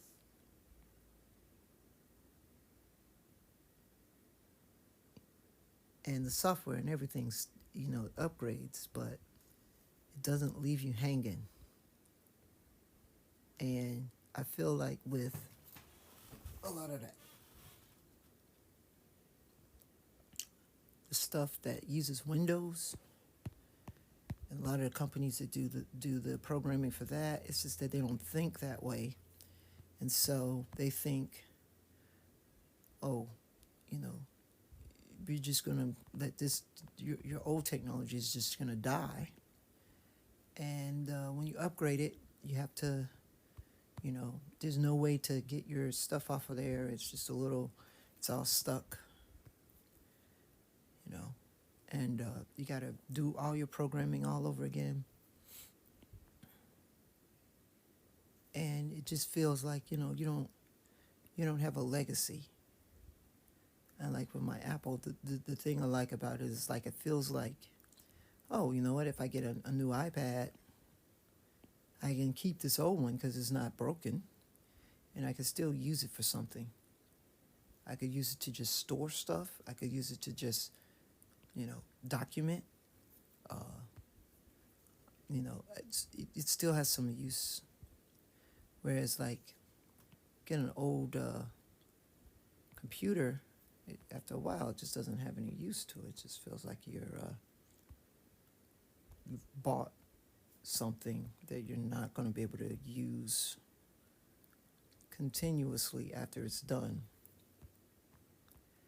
And that's what I like. The dislike about Apple is that they are very closed, and companies who like to make stuff for them have found themselves being in a position where they give away 30% of their revenue to get some of their software to run. And if you're not, if you're an upstarting company, you know, you haven't made so much money, 30% of your revenue could be a lot. So hopefully they can fix this. And then some of those app makers that made apps for this program to work on these things that have just kind of abandoned the service will come back and say, okay, we will fix this now. We will fix this. Because I have apps on here that the app makers seem to have left. They just let it not work. You know, I've complained, you know, that I would use Streamlabs if it worked, but it doesn't work. So I don't use it. You know, I have it, but I don't use it because it doesn't work on Mac.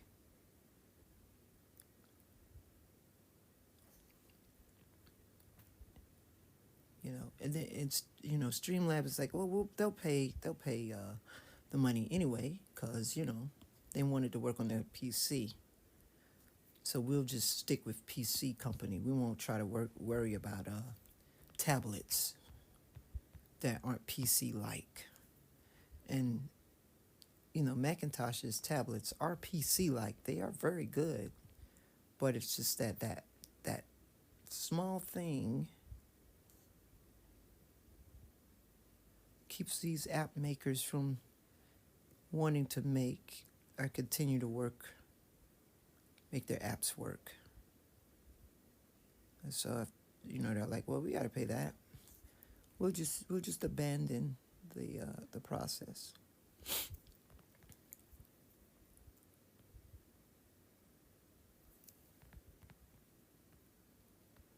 And we won't worry about it. We'll just let the people who are using the Macs just get upset and then have to go to dual computing because their Mac doesn't work the way they need it to.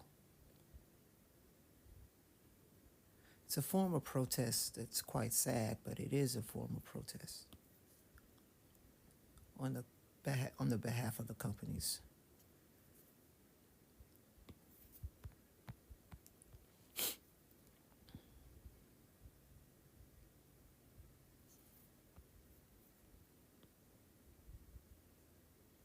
All right. I think the cleanup work is just about complete.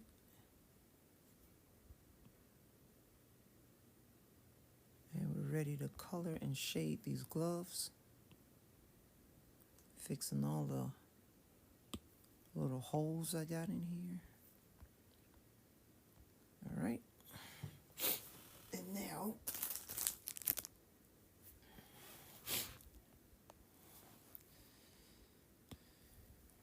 bring them back to solid.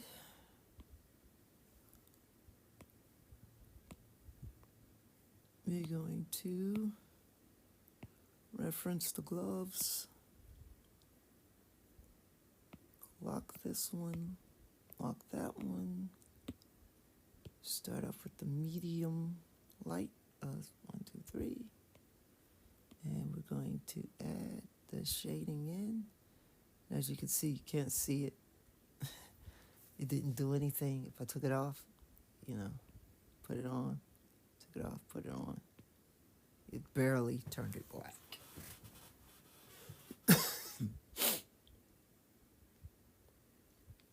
Okay, because purple is already a dark color. So we're not going to worry too much about lifting the shade out. We're going to just go straight to the lighting effects, and we're going to start working on that. And we're going to start with the medium. I'm sorry, we're going to start with the second to the last. And we're going to start lifting it out, going backwards. And we're going to change our brush. No, we're not. We're going to keep the brush. Okay, so you can see there, that's a lot. It's a lot.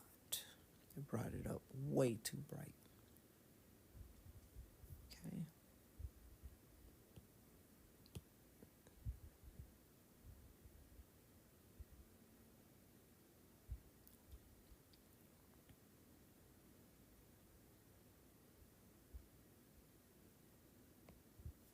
See how bright that is.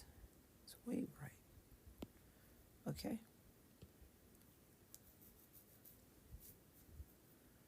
You know what? I think I am going to stick with this one. I think I'm just going to do it as bright as it possibly can get. But as you can see, I have said this before, and I'll repeat myself. When you have a bright color on a dark surface, it tends to be very bright. And it tends to pop straight off of the surface. And when you have a dark color on a surface, and the surface is dark, it tends to fade into the surface.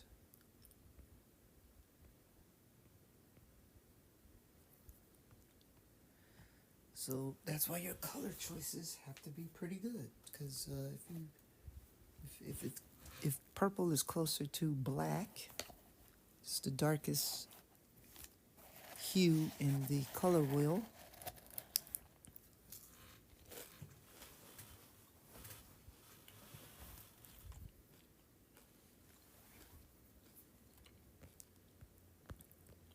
So white will always jump off of it.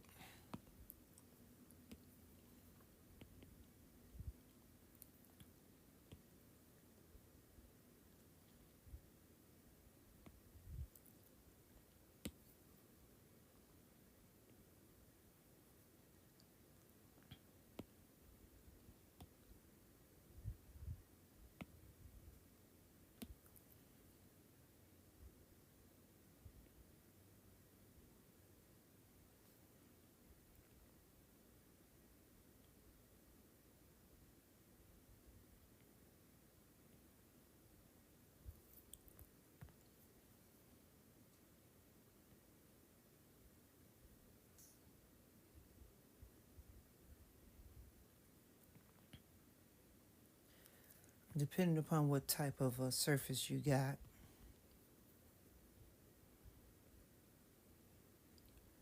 will determine how the light's going to react to it. So if it's like, silky satin, kind of cottony surface, it's not going to, the light's going to diffuse.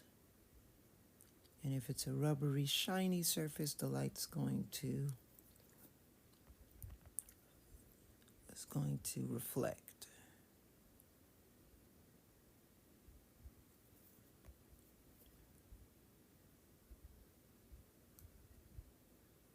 And if it is a surface that is see-through, the light will reflect and refract if there's no solid matter underneath, between it.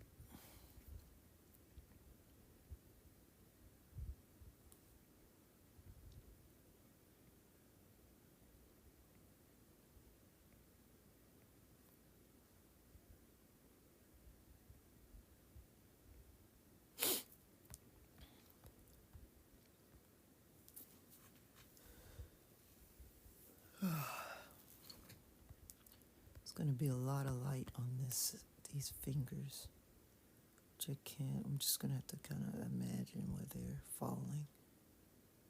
This might be wrong. So to make sure it's right, we've got to, there we go, just a little bit. And that is indeed wrong. So we're going to back it back up.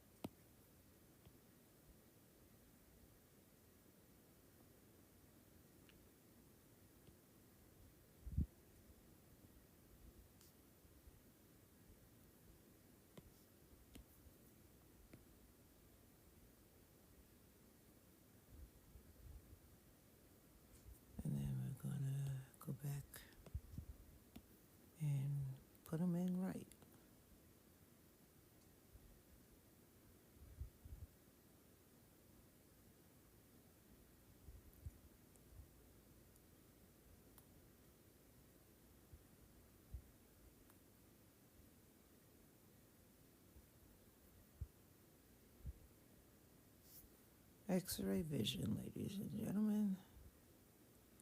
X-ray vision.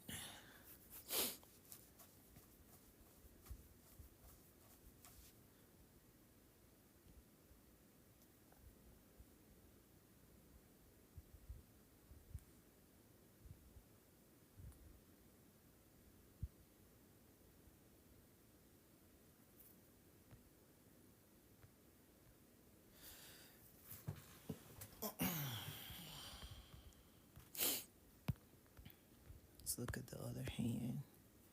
Everything looks pretty good on that hand. All right, so now we can step it up just a little bit more.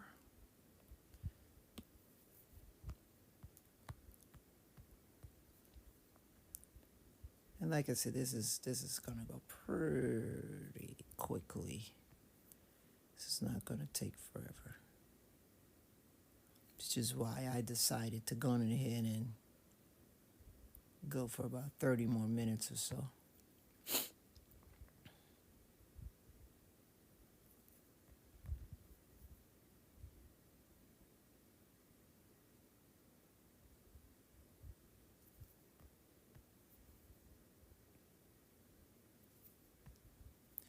We're going to step this back because it's not right. And we're going to step forward one, make it right. Let's even make it more of a triangular shape. There we go. And then step it up a little bit more.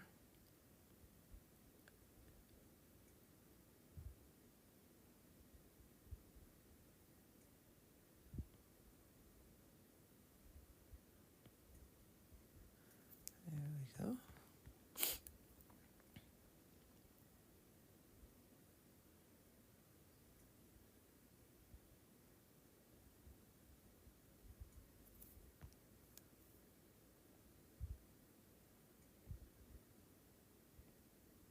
All right.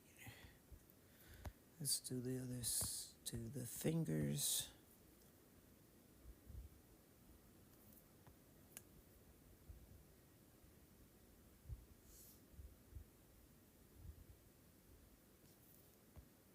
This is probably as light as we need to go, too.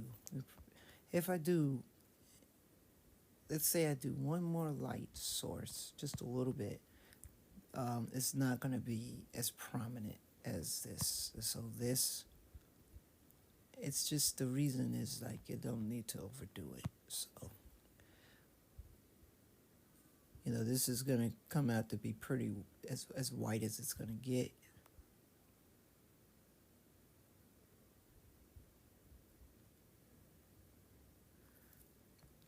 When I bring the light source back up, it's gonna brighten it up.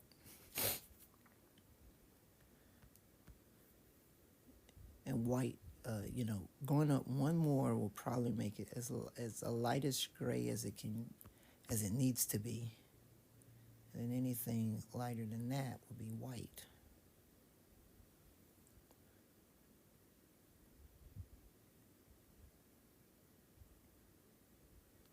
Go. So just to kind of give you an idea of what I'm saying here, this will be bright. So we'll do little tiny, not a lot, a few dots and not a lot. See? There we go.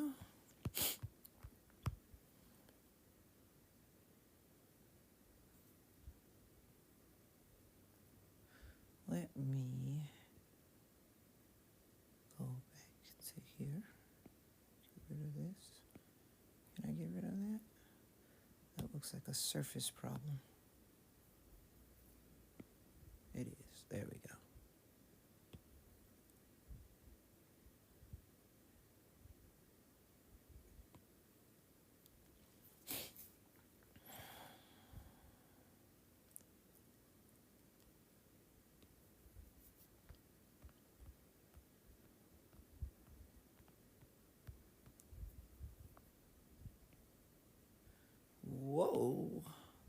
good. We on the right layer? We are. The right color? We are. So why that? Oh, I know why. Because we're on the right. We're on the wrong. There we go. Not on the right color, on the wrong color. Sorry about that.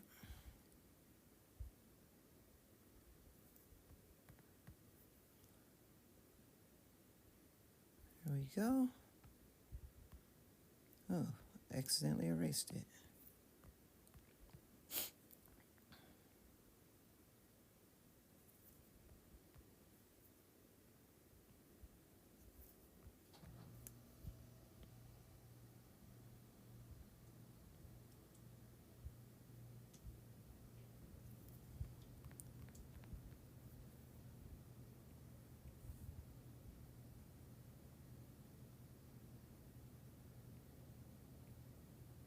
There we go.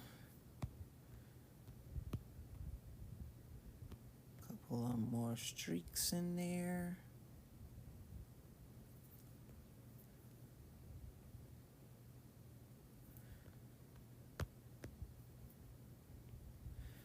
And then that'll be the gloves. I think I'm going to, like I said, I'm going to take that break, come back a little bit later, and figure out the skin color, which I haven't figured out yet.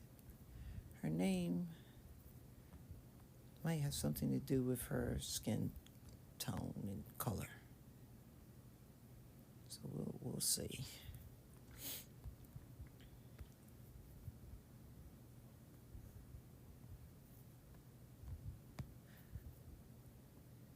There we go. All right, so now everything has been set. So now if I take my sketch layer, which is actually the silhouette layer, and I bring it up, you can see now, boom, everything is very nice and sharp and white. You can see her fingers looking very good there. If there's any post-production work, it'll be in that. And the hand just a little bit, maybe. And I think that this is pretty good place to stop.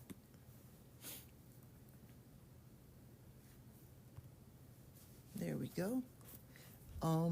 She has a scarf, which I will put on in the next stream. And then after that, I will start to color the skin.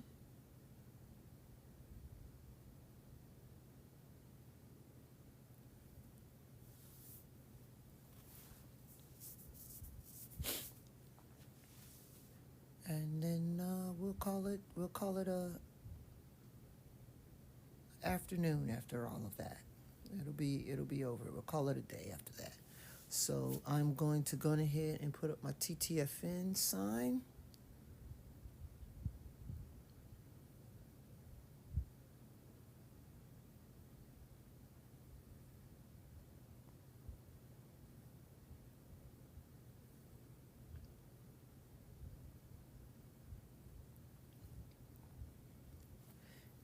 And I want to thank you all for joining me on this stream.